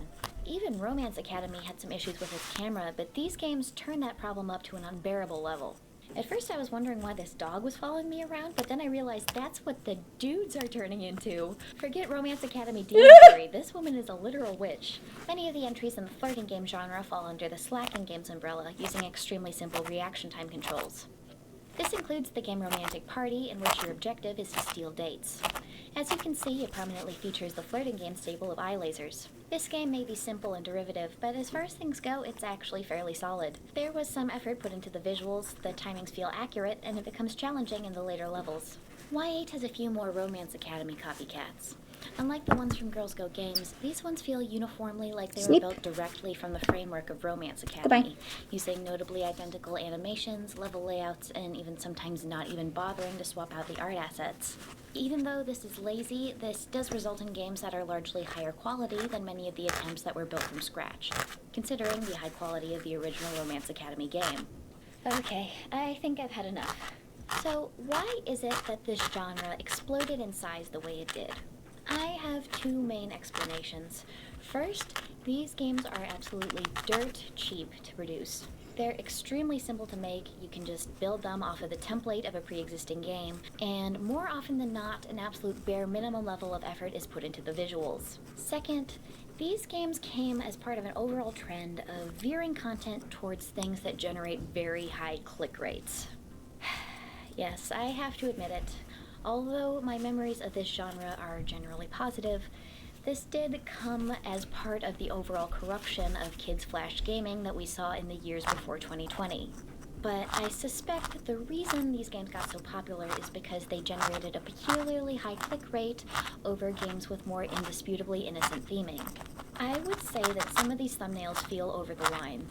I feel like the physical contact in a kissing game with a very young core audience should not really arrive at first base, but they seem to be getting a bit more raunchy with some of these, which definitely borders on concerningly inappropriate at times. Some of these thumbnails give you the feeling that people are clicking on them expecting a little more than they're actually going to get. And for kids, that's gross. However, the first and most iconic games of these genres I honestly don't think feel very sinister. These games are very chaste despite their flirtatious content. In Office Kissing, the player appears to be giving little pecks instead of actually mashing face, and Romance Academy literally does not contain any actually seductive behavior. These games Just eye I believe, lasers. are pure and worthy of being considered the quintessential entries of the kissing and flirting game genres. And that's all I have for today. If you'd like to support this channel, please go check out my Patreon. You can get perks like full access to my Discord community and exclusive videos. My newest exclusive video is my first ever video essay, never before uploaded to YouTube. It was a film class project made in December 2020, reflecting on the imminent death of Flash, and it definitely set the pattern for the videos that I make Ta-da! today. Thank you so much to Fishcatch, Ms. Goat, Riley Meyer, and Tara Tara. Thank you all so much for watching. My Okay. hands are kind of sore now.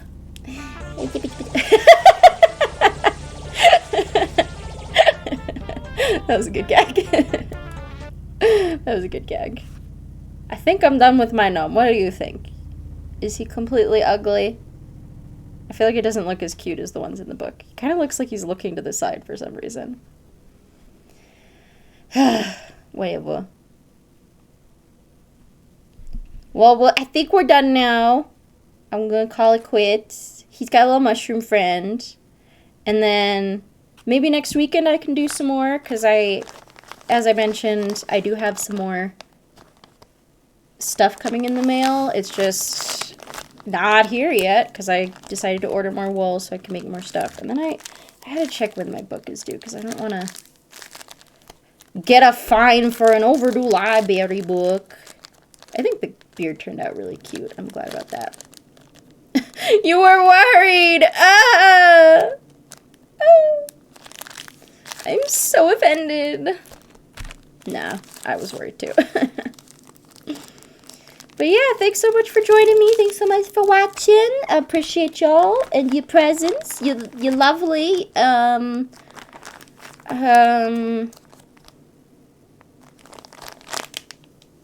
Can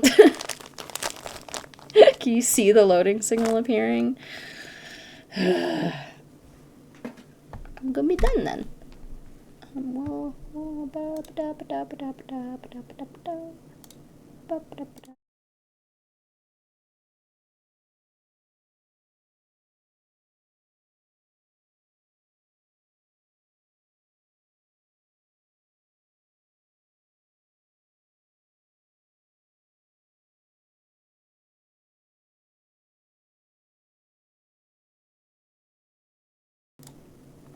We're gonna sing the Ballad of Jane Doe.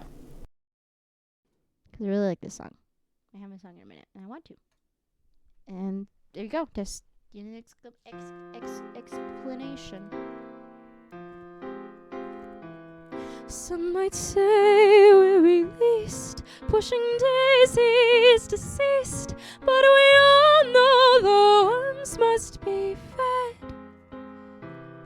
And there's just one lingering fear. Oh, my soul, is it here?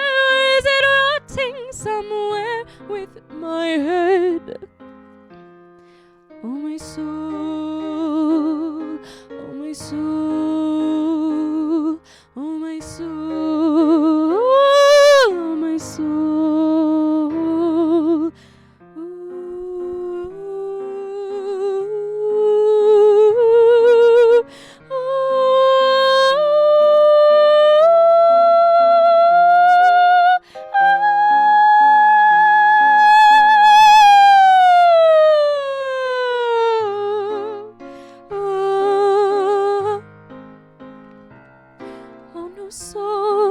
No name and no story, what a shame.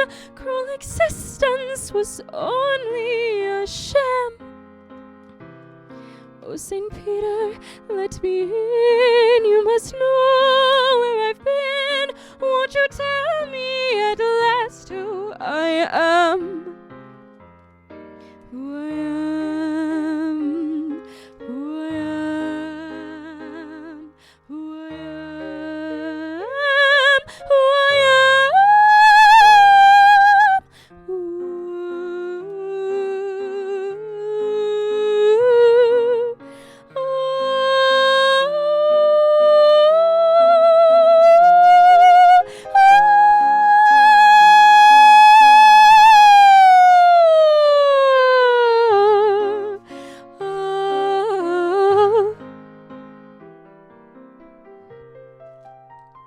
Trying to clean up on my wall.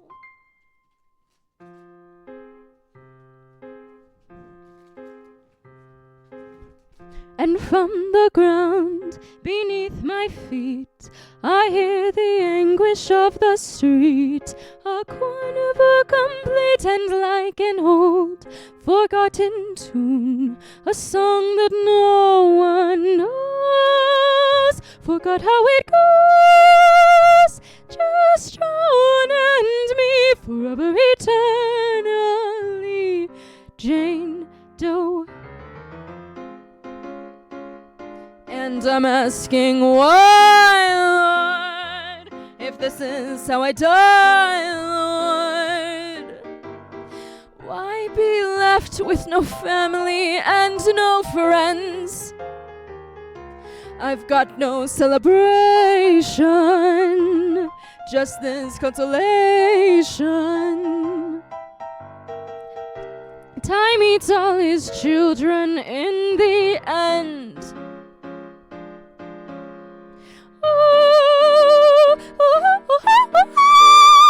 A melody floats through the air. When silence falls, does no one care? Another sad, forgotten tune, another song that no one knows. So that's how it goes, just John and me forever eternally, Jane Doe.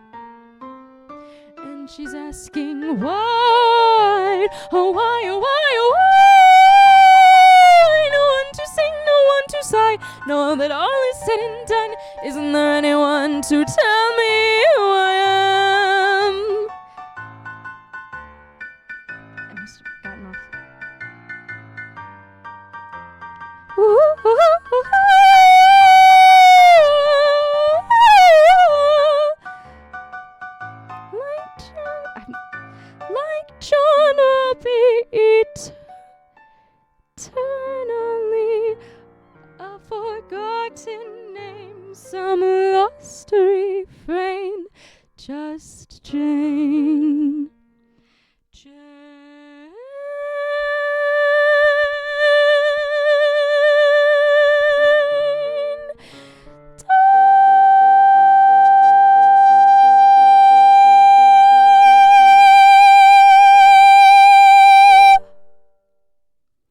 Sorry, I haven't practiced with that specific version before, so I wasn't quite sure what the fuck was going on. But anyways, goodbye for now. I'm gonna go eat some lunch. I'll be back with, I don't know, a video game. I think I'm done with needle felting because I'm running out of colors. I'm running out of materials. What will I do? But yeah, bye. Thanks so much for joining me. Bye-bye.